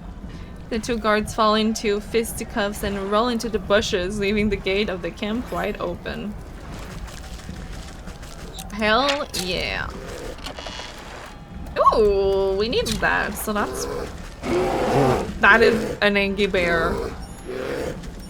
A bear that's having a tantrum. The way they're falling, though. Oh my god. As you cautiously approach, the bear drains the last of his enormous tankard and smashes it against the head of a nearby soldier, knocking the hapless man to the ground. And then I wallop him just like that. So next time I catch any of you cowards turning tail, I skewer you like a fish and leave your guts for the ghosts. Suddenly noticing that his drink has gone dry, the bear bellows to the skies. More meat, you yellow-bellied worms. More drink. Bring me my delicious honey mead. The soldiers, taking cover nearby, exchange nervous glances at each other. Not wanting to confront the bear, there is no more honey mead. The bear wipes a strand of drool from his sagging lips, and his blurry eyes slowly focus on you. A mocking smirk splits his face as he waves at you with his great spiked mace. Say, now that's a funny looking helmet.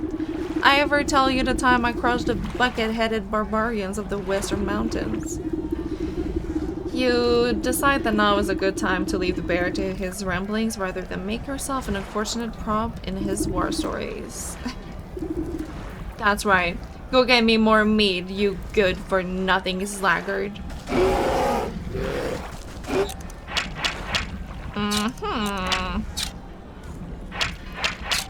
Alright. Alright. So we're gonna need the mead. What about this? To make it? Okay. Okay, okay.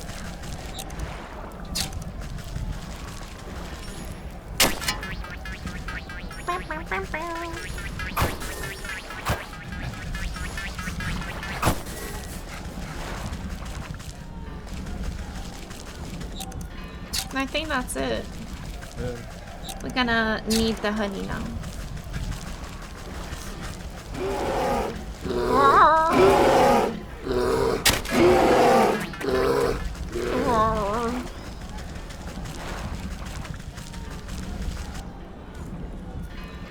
But now we do have the potion. The potion. Where is it? Yeah, you right.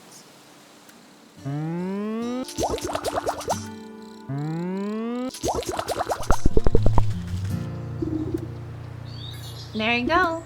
You pop open the cork of the potion and sprinkle the bright liquid onto the cabbage's roots. The budding plant changes to bright purple, then blue, then yellow.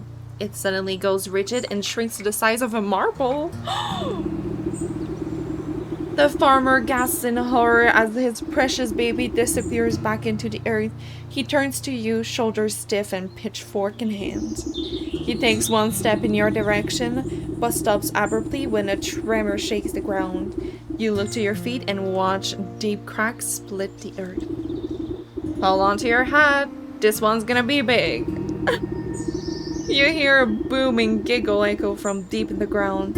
The vegetal farmer falls to his knees, clutching his hat to his chest. In an explosion of leafy greens and flying earth, the bouncing head of an enormous cabbage erupts into the field. The farmer reaches out to it, shakily. My little baby? Papa? The farmer scrambles towards the big, bumbling cabbage with open arms. My beautiful baby, look at how big you've grown. With a little love and help from your friends, you're sure to win first prize after all. I don't even care about that silly things anymore. Just look at how handsome my baby is. The two embrace, laughing and crying. I guess you won't be needing that watering can anymore. Oh my god, that is a big baby.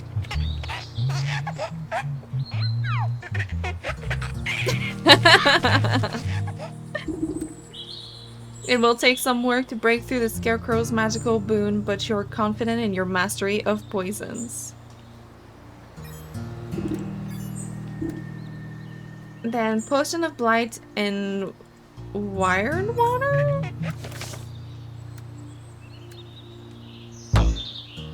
Me too.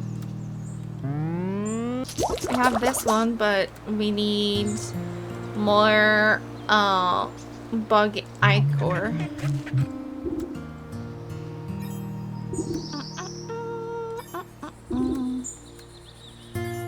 Okay.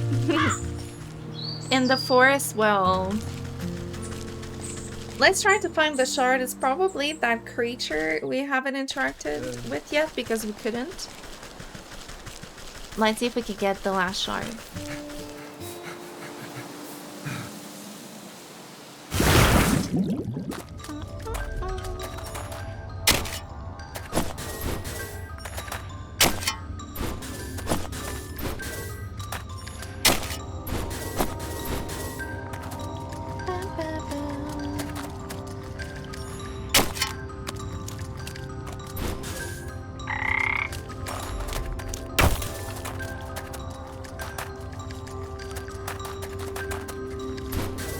Hello, little creature. You hike up the hem of your skirt from the ankle-deep well water and duck down to inspect the small damp cave. A pale shape quickly retreats farther into the dark space. You hear the labored breath of some pathetic thing, frightened and alone. Hello there. Don't worry, I won't hurt you. Bloodshot eyes blink nervously up at you. The creature gazes longingly at the light of the world above while simultaneously cowering from it. Poor dear, what are you doing down in this hole? I bet you're hungry, aren't you? Two thin, malnourished arms twist out from the crevice. One hand tightly clutches the shard of glass while the other hand reaches out to you begging for food. Roast beast.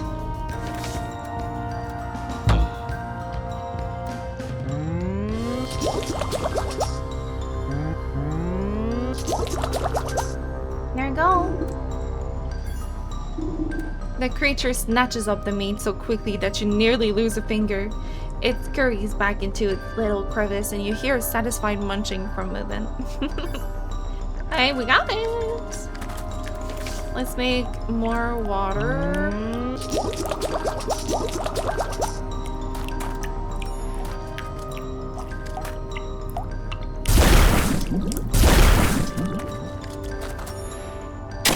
Since we are here.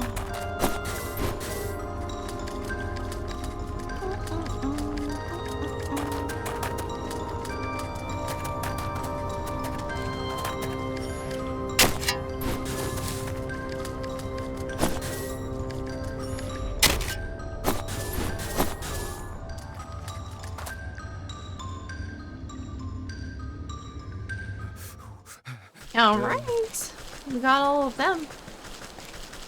All of the shards.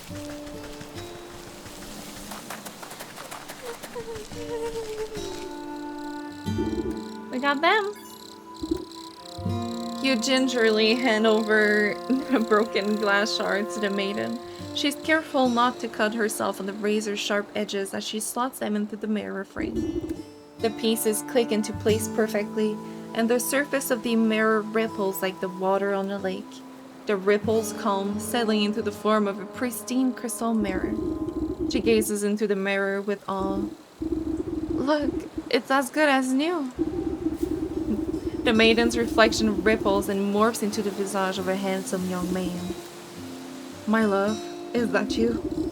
Overcome with joy, a fresh stream of tears roll down her cheeks. I can't believe my eyes. I don't understand. What happened? Where are you? I'm imprisoned inside my own head. It's horrible here. You have to get me out. You went to the snake, didn't you? Why would you do something so stupid? Listen, my love, I have a confession to make. I'm not actually that good of a musician. What are you talking about? You were so beautiful upon your balcony. A bum like me would never get your attention, so I asked the snake to help me out a little. I thought I could protect myself from the snake's hypnotic gaze with this magic mirror, but then you went and broke the darn thing. I didn't break it. It slipped out of my hand. Wait, don't put this on me. How could you be so irresponsible? One problem at a time, children. We fixed the mirror, so it should be able to break the snake spell now. Yes, we have no idea how unbearable it is being stuck in here. There's nothing but awful poetry and song lyrics that don't even rhyme.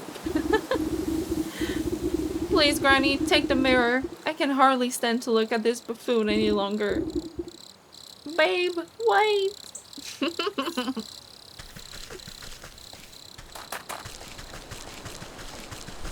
Yoinking your boyfriend, let's go.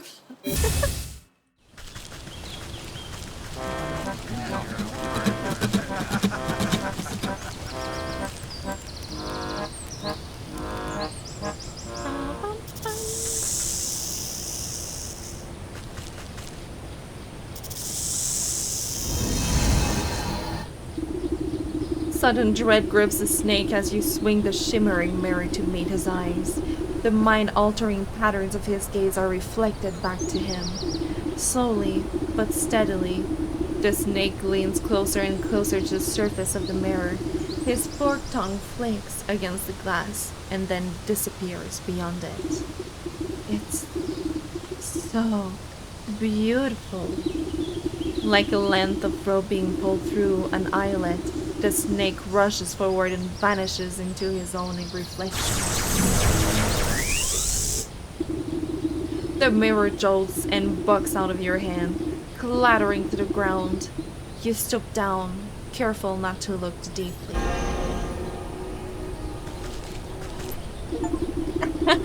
Collect the soul of the snake! Hidden in the reflection of the mirror's surface, you can faintly make out a tiny wriggling shape, trapped just beyond the veil of this world. The soul of the snake. We got the snake! One down! Yeah, the witch is really, really cool.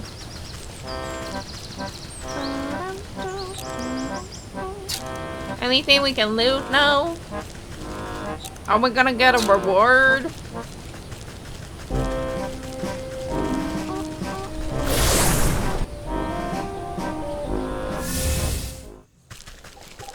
Hey! Looks like the two of them are working things out. That's it.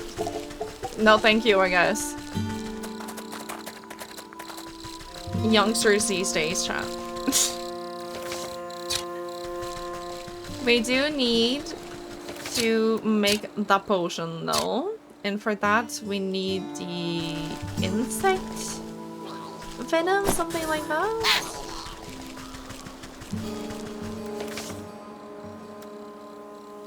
Yeah, bug ichor.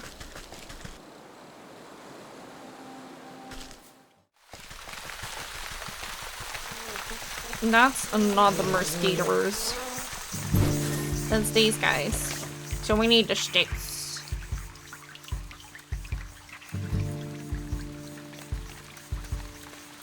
Get the sticks. No, come on. Come on.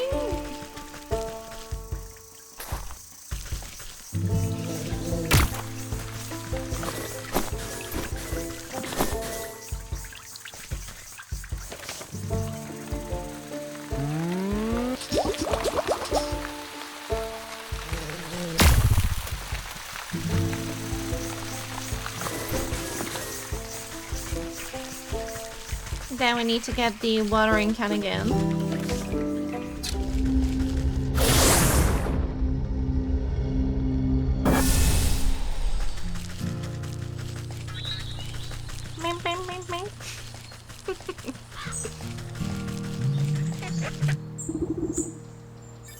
There you go. Good amount of weird wired water will dilute the poison to keep it from eating straight through the metal can. You find a hefty stick to mix all the ingredients together inside the watering can. You know your work is done when this stick dissolves into a mush in your hand. Alright, sounds good. Let's go. Bing, bing, bing, bing. Gonna get it over with it. Big on scarecrow. Hey, I thought I told you to beat it. He raises his hoe and brandishes it at you menacingly. Uh-oh. Do it, do it!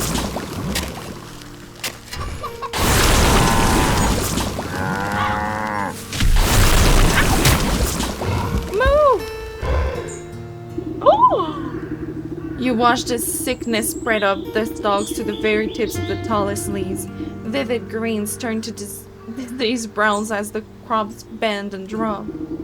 No! What is happening? Harvest Master, we had a deal. You promised my crops would never fail. Dreadfully sorry. Looks like my magic is broken. Not my fault. The ox throws himself to the ground, desperately raking the soil with his fingers. Wait, let's make a new deal. Please, I sacrificed too much for this. A new deal? What is your offer? Anything you want, just bring my precious crops back to me. Anything? This is acceptable. Worm-like roots suddenly wrap around the ox's feet and begin dragging him into the soil. Wait, I didn't mean... He took him? The dust settles over the spot where the ox once stood as if nothing had happened. Though the soil looks barren and diseased, a small sprout of leafy green catches your eye.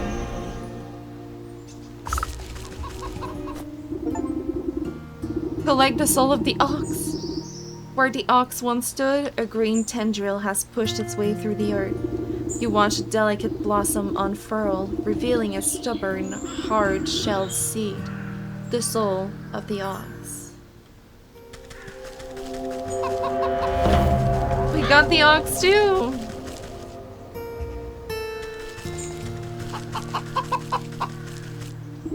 Who's that? That's the family! Standing at the front gate, the ox's missing wife and son blink in confusion as if they had just burst forth from the earth itself. What happened? Welcome back. I suppose you don't remember much. He really did it, didn't he? That stupid festival prize was worth more to him than us. Where is he? Don't fret. I've already set things straight. He won't be troubling you again, and you've got this nice fertile farm all to yourself now. My son and I worked ourselves to the bone for that horrible man. Thank you for lifting this curse. Just do me a favor and don't make any deals with suspicious scarecrows. Maybe not, you know.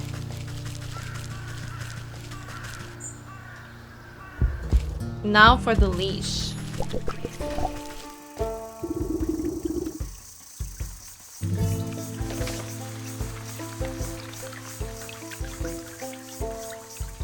We need a lot of things. We're gonna need more of those pumpkins. Oh god. We got one. Did we need more than one? Hopefully not.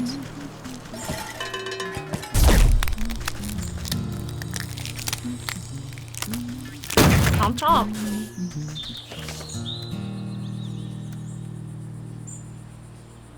And then this and 2 blood. That's it. Okay, yeah, I think it's only here that there's 3 of them.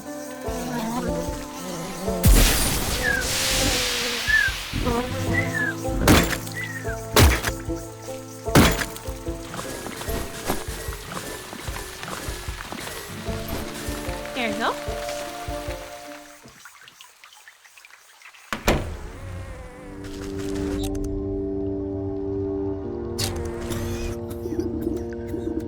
Not a step closer. Who knows what sorts of disgusting maladies you might be carrying. Need the death certificate, yeah. Specifically of the short-bearded man we spoke about. His wife is no condition to roll her chair through the swamp, so she's asked me to collect it for her. I don't simply give out death certificates to anyone claiming to be someone's aunt, grandmother, or friend. This is a legitimate operation. She turns her back to you and unmages through a nearby medicinal closet. Now, where has that serum got to? Don't tell me. We're already out? Out of stock? It's a shame you don't have the thing to go out yourself. She tenses at your continued presence. What are you getting at? Medicine for that death certificate. I think that's a fair trade, don't you? Clearly too angry to speak with you, she shoves a list of required medicinal supplies into your hand. That's that. We got the schnoots. And then we need the 3 healing.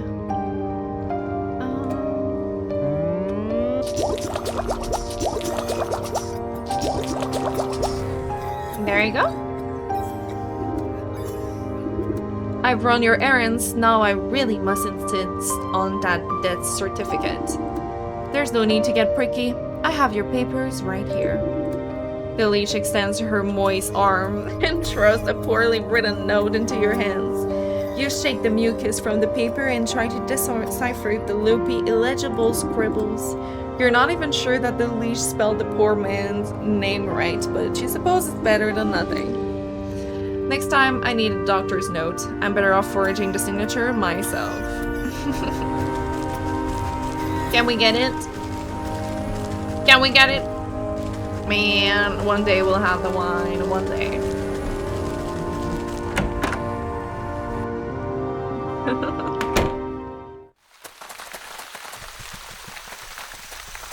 One day.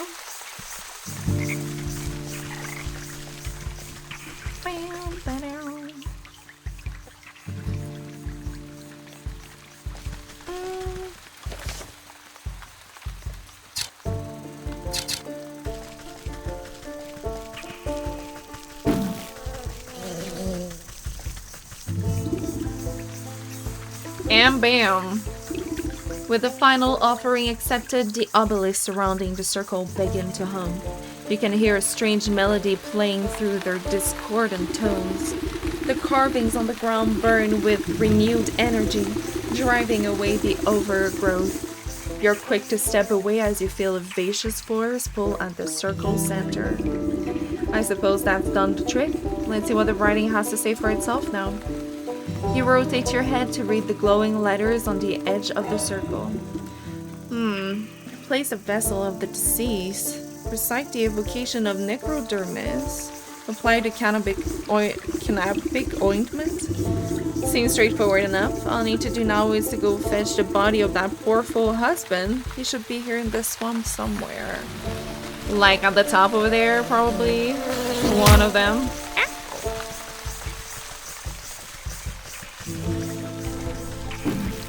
Really angry mosquitoes. Now, which one is it? This must be where that nurse has been dumping the surplus of corpses. I'll need to take a closer look at each one to find the right fellow. Not the husband. Okay, is it this one? Nope. Nope.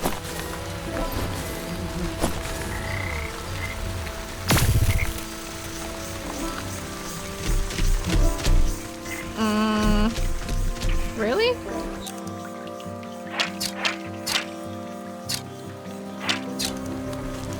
Did I miss one?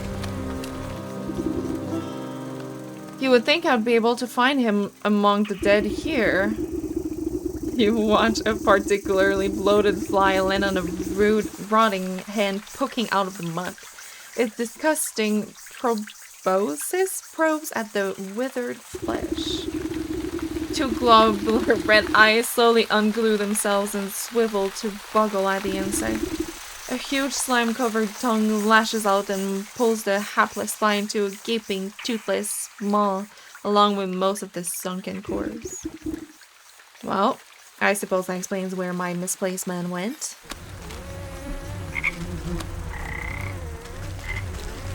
Oh my god, it is huge! What? Crow? Can it be? Has the lovely young morsel wandered its way into my palace? You'd call this filthy bog a palace? He throws his head back, shaking the swamp with burbling laughter. Smaller frogs and newts scurry out of the way to avoid being crushed by his enormous bulk. Wouldn't you? This place is a veritable bounty of insects, and my subjects have such healthy appetites, so they will all grow big and strong. I would eat you too, but that head of yours looks much too hard. I prefer my food, bird, to be nice and tender. Look, you wouldn't perchance have seen an old man pass through here, have you?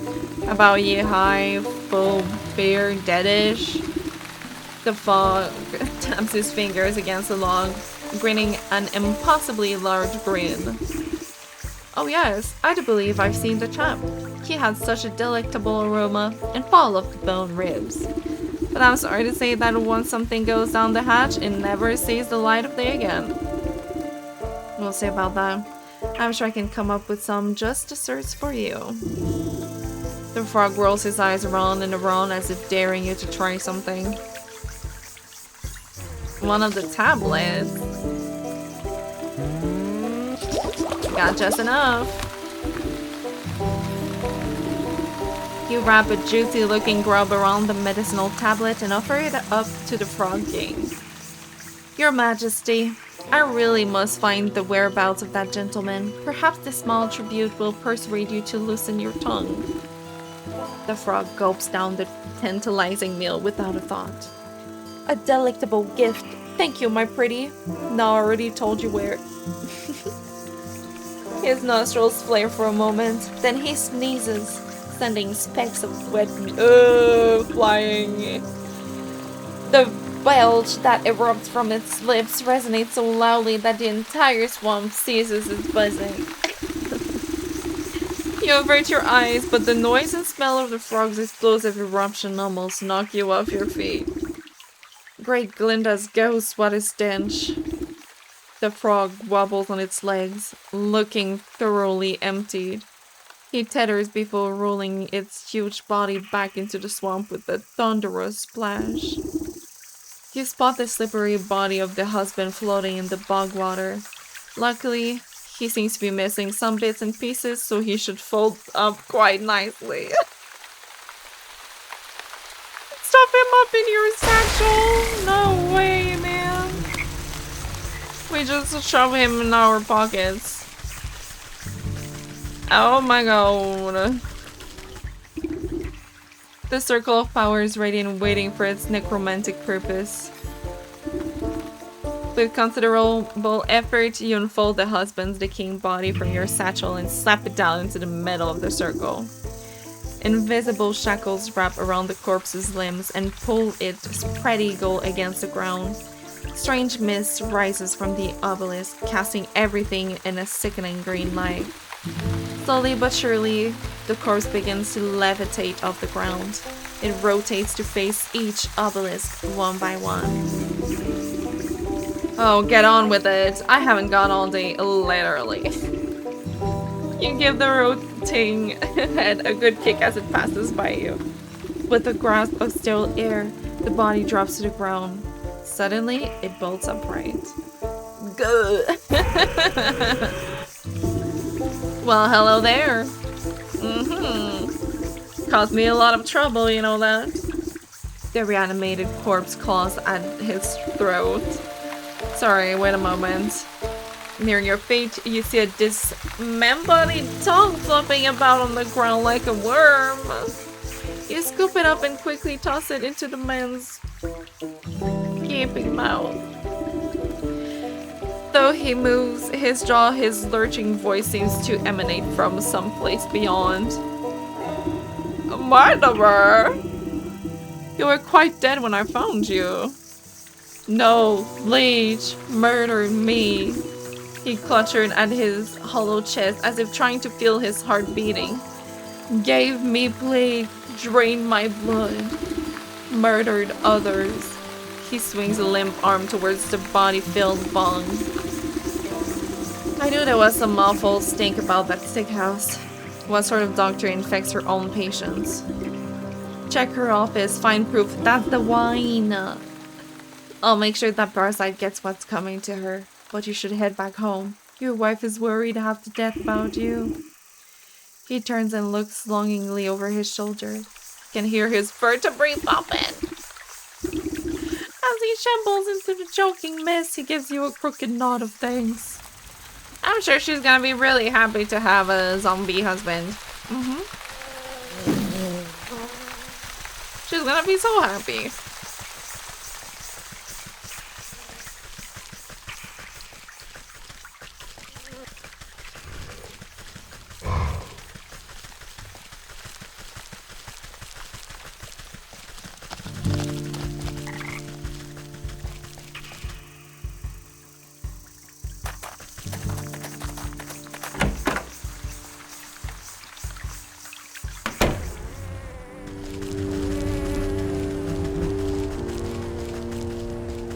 There we go. While Delish is busy with her patients, you riffle through the contents of the various cabinets in her office. Mostly dried herbs and potions. Nothing seems out of the ordinary. That is, until you notice a suspicious-looking bookcase set against the wall. The books are all fake, just chopped down spines glued to a solid plank. Your fingers race across the medical tiles and quickly find a loose volume. With the click of a switch, the whole bookcase swings open to reveal a secret compartment. Your heart jumps at the sight.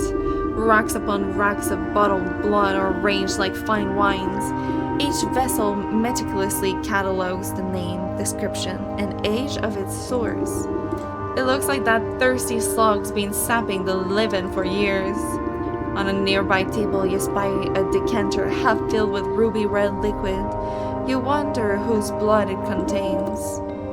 A dash of salt would remind that slimy worm that there's worse things out there than bloodsuckers. Waiting to be salted. How do I do that? Okay, spirit salt.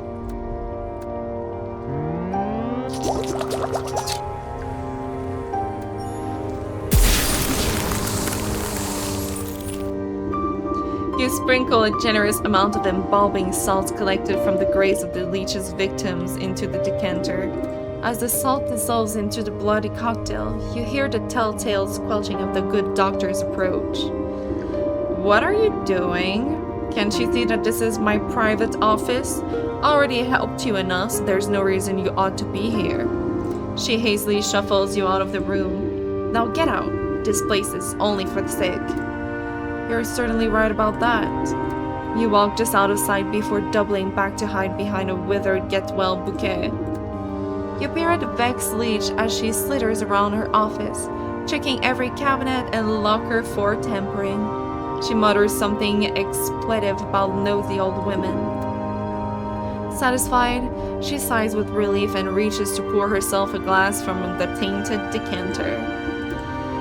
That addition of black fever adds a certain nutty quality. Maybe it will pair well with an infusion of peat moss posse in the next batch. She takes a sip, waiting just a moment before throwing her head back and guzzling it all down. Lovely. Sharp flavor, full body too. Suddenly, the leash snaps to attention. Her limbs dart out, writhing with uncontrollable gestures. She stabilizes herself against the table as sweat pools on her brow. The decanter shatters against the floor in an explosion of glass. What's happening? The leash spasms as the tendrils of ghostly spirits begin to suck the moisture from her body. You watch as she dwindles in size, shrinking like some horrible resist. She's gonna be tiny! Oh my god! Collect the soul of the leash. You inspect a mummified worm, pressing it between your fingers lightly, drained by the very spirit she was supposed to be healing. In your fingertips, you make out the faintest of heartbeats, the soul of the leash. We got the giant worm! I don't believe it. Oh. At least they got the nurse.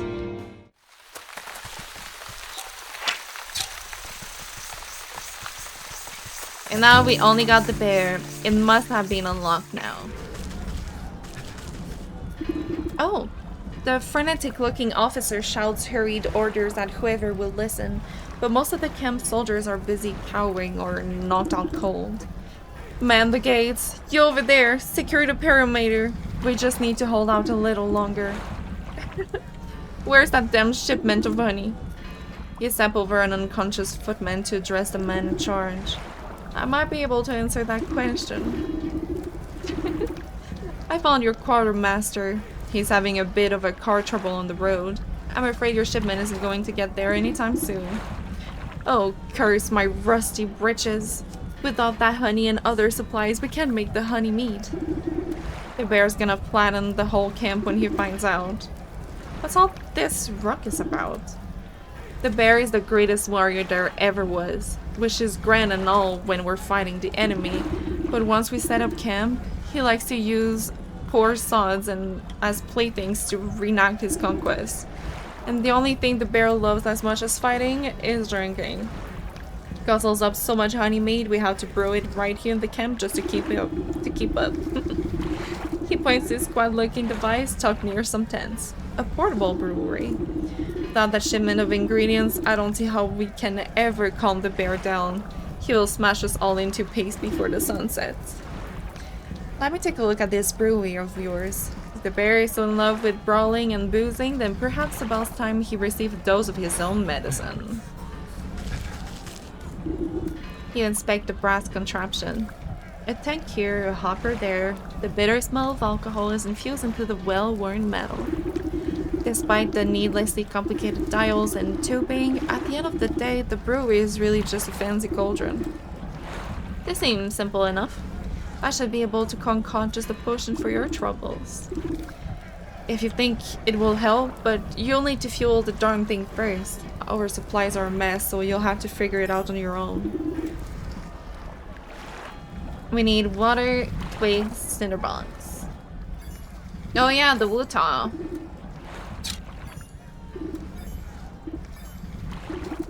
You slush cool, clear water into the brewery's main tank. Not the best base for potion brewing, but you want to preserve that honey mead flavor.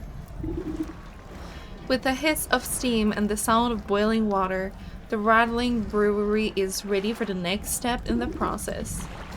Of course, I'll need honey for the mead. That quartermaster said he was coming back from the apiary in the field, so I best try there.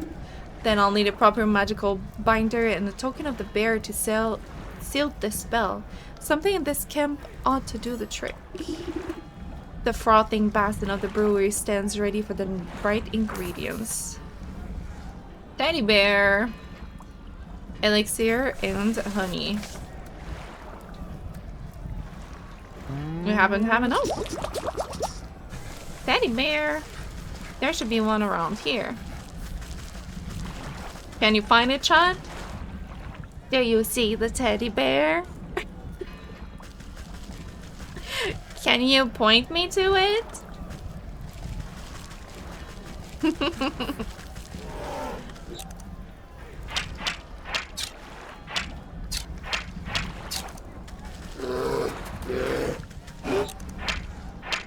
Maybe it's like hidden in the ash or something. I don't know why it would be, but...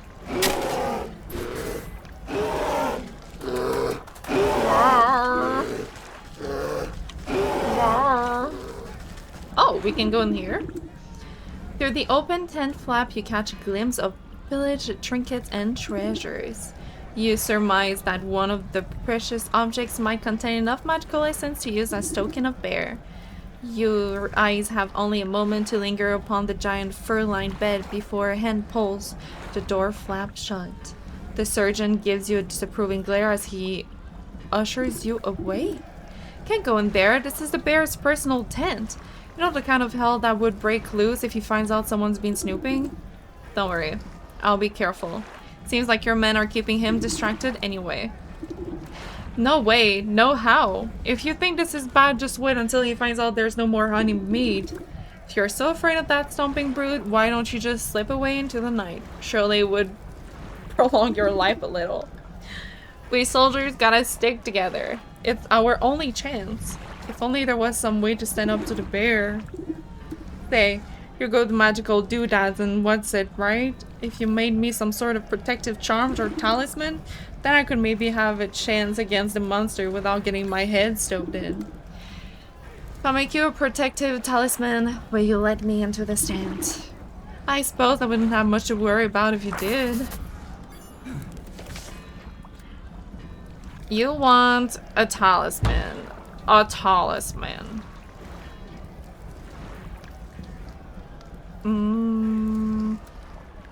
Okay. Your man is scared. He's big scared.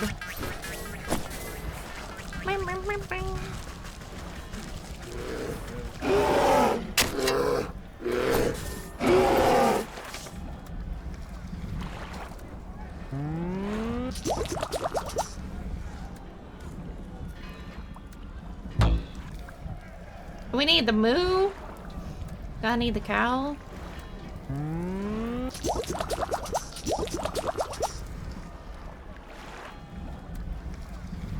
We're gonna need more clay.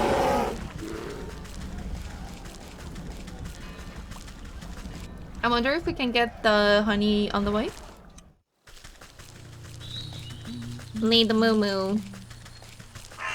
Moo moo. Moo moo.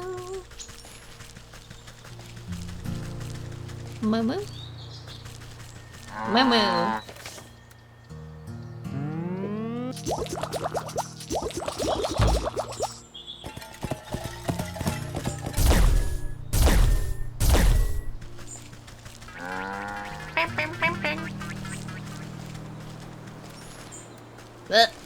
For my thug.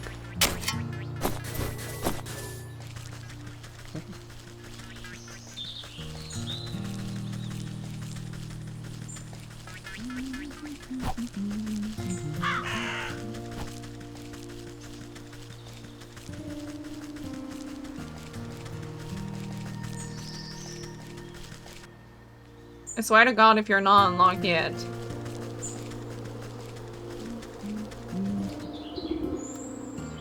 Heidi ho! I'm afraid we're closed for the season.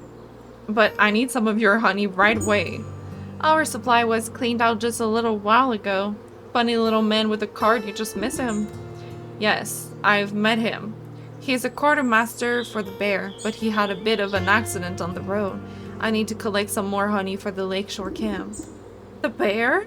Well, that explains why that quartermaster purchased so dang much.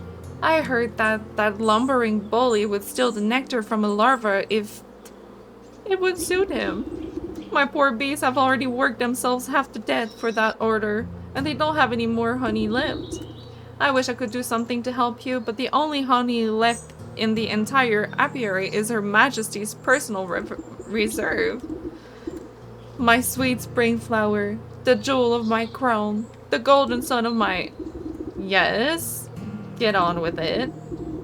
My beloved queen. She's as lovely as she is wise and resides over her flowered kingdom. Oh my god.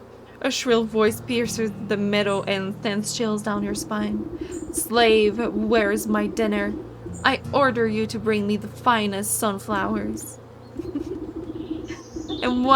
And make it pretty this time. I don't want another one of your dandelion bouquet like some common wasp. I think I had better have an audience with this queen myself. Ooh, look at her! The regal insect looks down her curled nose at you scornfully. That fool beekeeper is supposed to stop the rabble from trampling my delicate garden. Hello, phone? Can you nod right now? Good help is so hard to find, isn't it? And I suppose you've come to lend a hand. No, I don't think so. What do you want, little beetle? You seem like a very busy woman, so I won't waste your time. I need honey. Your best honey. She tilts her long neck back and lets out a buzzing laugh. Do you think I simply give my carefully cultivated riches to just any commoners? Do you have any idea how much time and energy is spent managing this colony? Everyone always wants something, but no one ever wants to work for it. In a rustle of petals, the beekeeper comes running over, holding out an assortment of beautiful prairie flowers. My darling, I offer you the finest meadow flowers. I hope you find these to your liking. Is this marigold? You wax brain fool! You know I despise the stuff. How many times must I repeat myself? Get out of my sight, all of you. You follow the beekeeper a short distance away while he busies himself picking more flowers. She seems to be in a foul mood. Does she always treat you like this? It's really usually my own fault.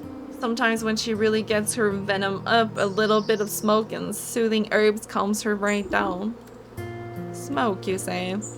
I'm sure I could come up with something to even out her mood. Royal incense, oh.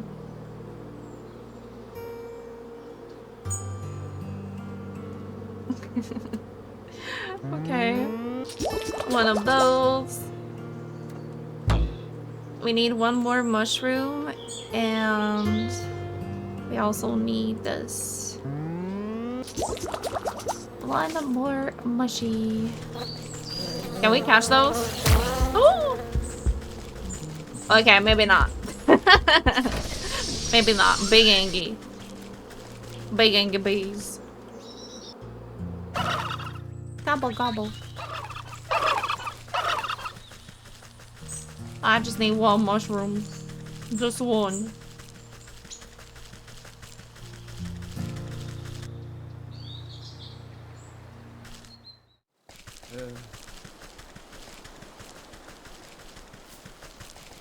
Just one. Just one.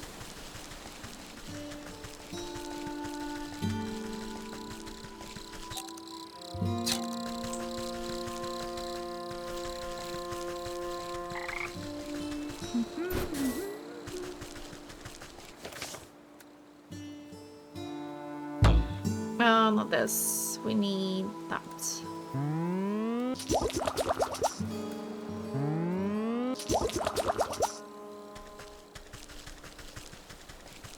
Which spice?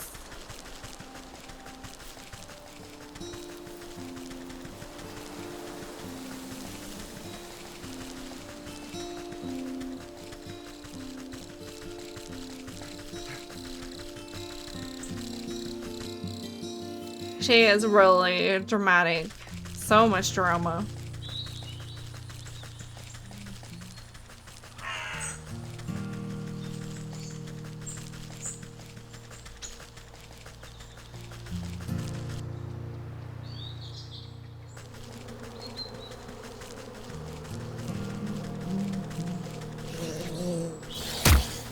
Come on, chill. Are they all gonna be like that? Jesus. You sneak. Do you honestly believe that your little puffo smoke can?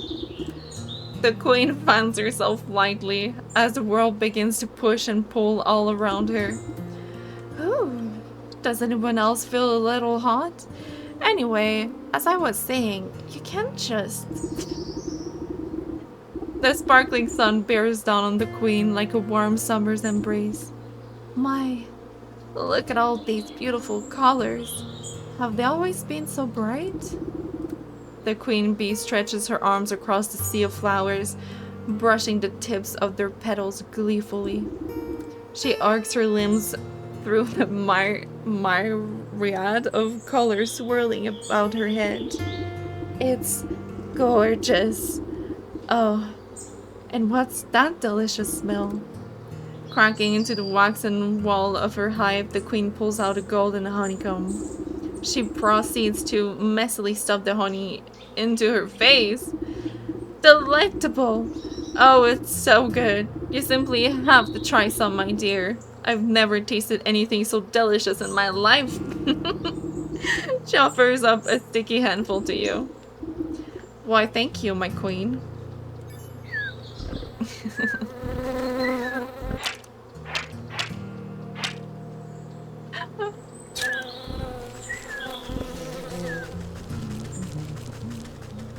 I guess we got the honey.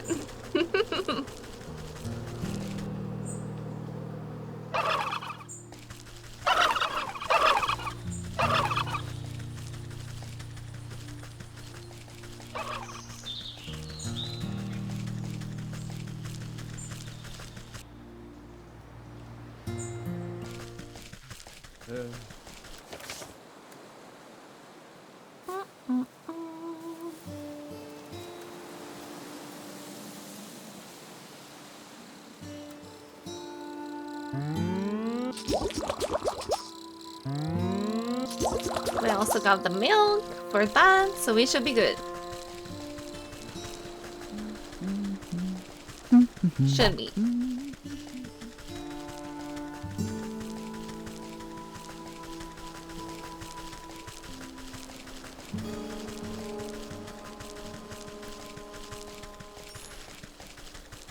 It gives that protective aura when you have it equipped in your bar. The talisman.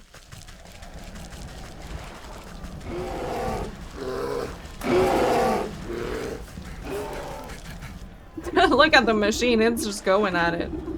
If I make you blah blah blah, that's done. Here, this ought to shield you from harm for a time. He grins nervously as he puts the charm around his neck. Then he clubbers himself in the face with his own fist. Wow, you weren't kidding. Though that's nowhere near the kind of punishment the bear can dish out. I better find some more stuff to test it out with, then I'll give the bear a piece of my mind. He stumbles off into the camp to find other objects to try against his newfound protection, leaving the bear's tent unattended. Time for us to go.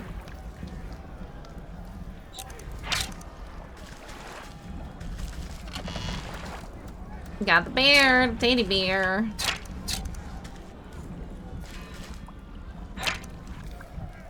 That's it. Okay.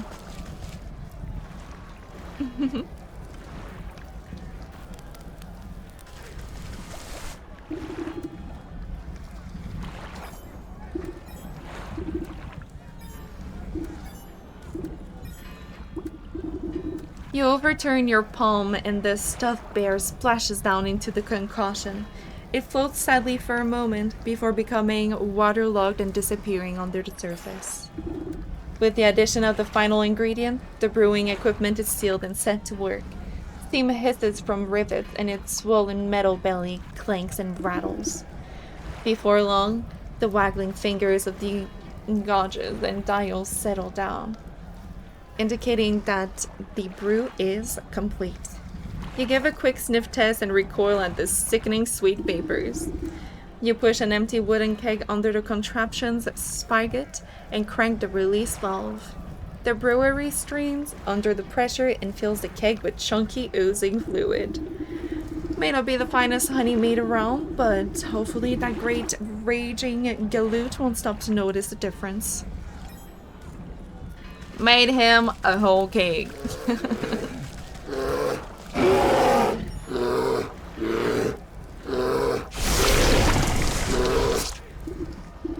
Ah, Captain, I've brought you more honey mead. The bear swipes up the tankard with his massive paw and tosses the contents into his slavering maw without hesitation. He licks his chops, savoring the peculiar flavor. With a sudden jerk, he bears down on you with suspicion. Say, this tastes kind of funny. What did you do, soldier? It's a new recipe. I thought you might enjoy something with a little more sting in it. You know I hate new things. I'll teach you to mess with my favorite brew, you hayseed. The bear is upon you with frightening speed.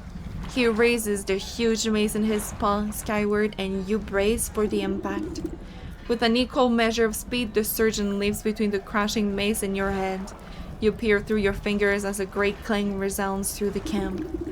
The bear roars furiously as his blow is magically repelled from the surgeon's talisman.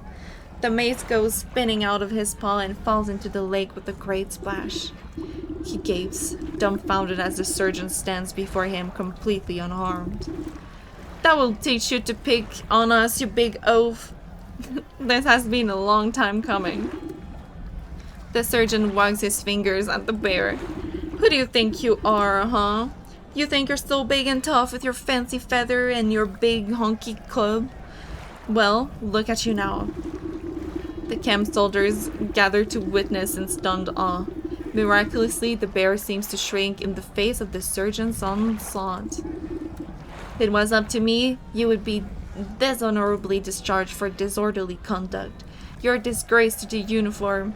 You're no captain of mine. With fear welling up in his eyes, the bear shrinks and shrinks until he is reduced to the size of a small cat. Another thing, what's happening?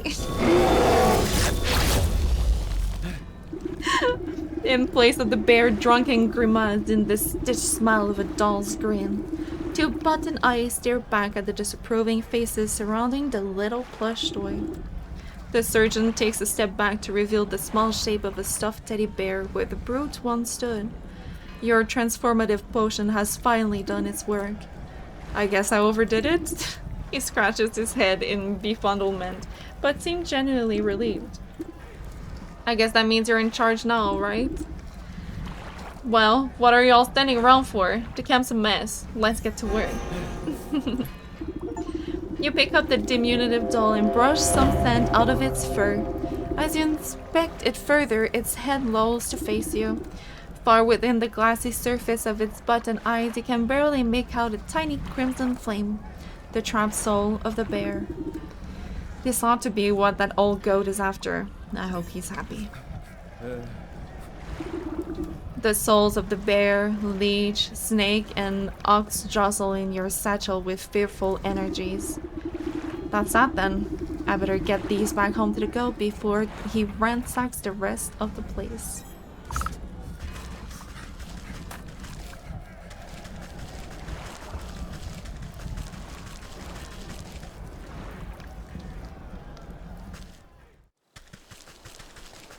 What's gonna happen? What's gonna happen? Don't smack me. Hold on, where's the TP?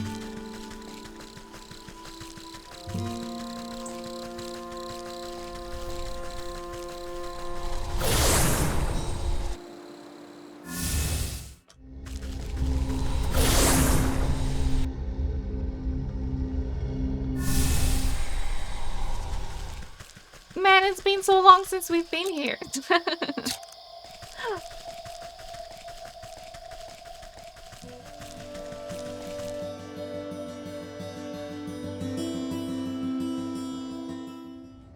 What an adventure.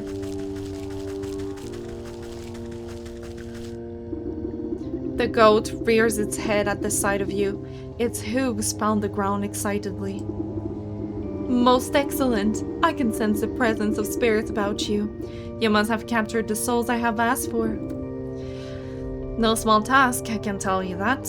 Just what do you plan on doing with them? Oh, isn't that nothing you must concern yourself with? What's important is that you are one step closer to fulfilling your contract with me. Just go ahead and place them in the shrine there. I'll take care of the rest. The goat shakes its head towards a carved relief at the back of the room, grinning in a horrible way that no goat should. As you bring the stuffed bear close to the carved stone relief in the wall, it spontaneously bursts into flames in your hands, burning away until only a harsh red stone remains. The stone zips out of your grasp and straight into a socket on the wall, buzzing like some angry insect. You are buffeted by flashes of the bear's wrath, drunken roaring, cowering bodies, splintered wood, the smell of honey. As with the fist, the mummified husk of the leech turns to ash as you bring it close to the wall, leaving only a glowing orb in its place. Images of the leech slither into your mind, the prick of a needle, the drip, drip, drip of draining fluids, soothing words, restless sleep. Prismatic colors flash through your head at the thought of the snake, secrets laped up a forked tongue, whispers beneath the sound of festivities. The ox brings with him the overbearing heat of the midday sun, the salty tang of sweat in the soil, suffering, sacrifice, solitude.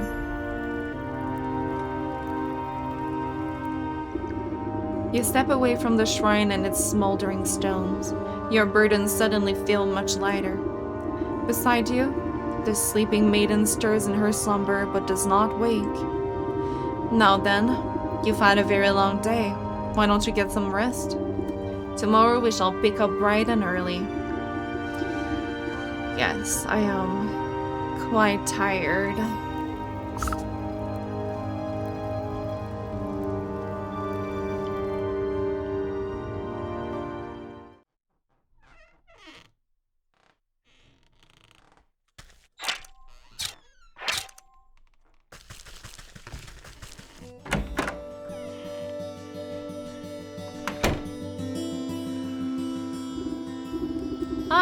Good morning, my swamp lily. I trust you slept well. Like the dead. You stretch out your back, making a sound like snapping twig. Well, no time to dilly-dally. I sense the next 4 souls on our list. Next 4 souls? How many souls we need? You must travel east, out of the forest and toward civilization. Ugh, I hate crowds. Same.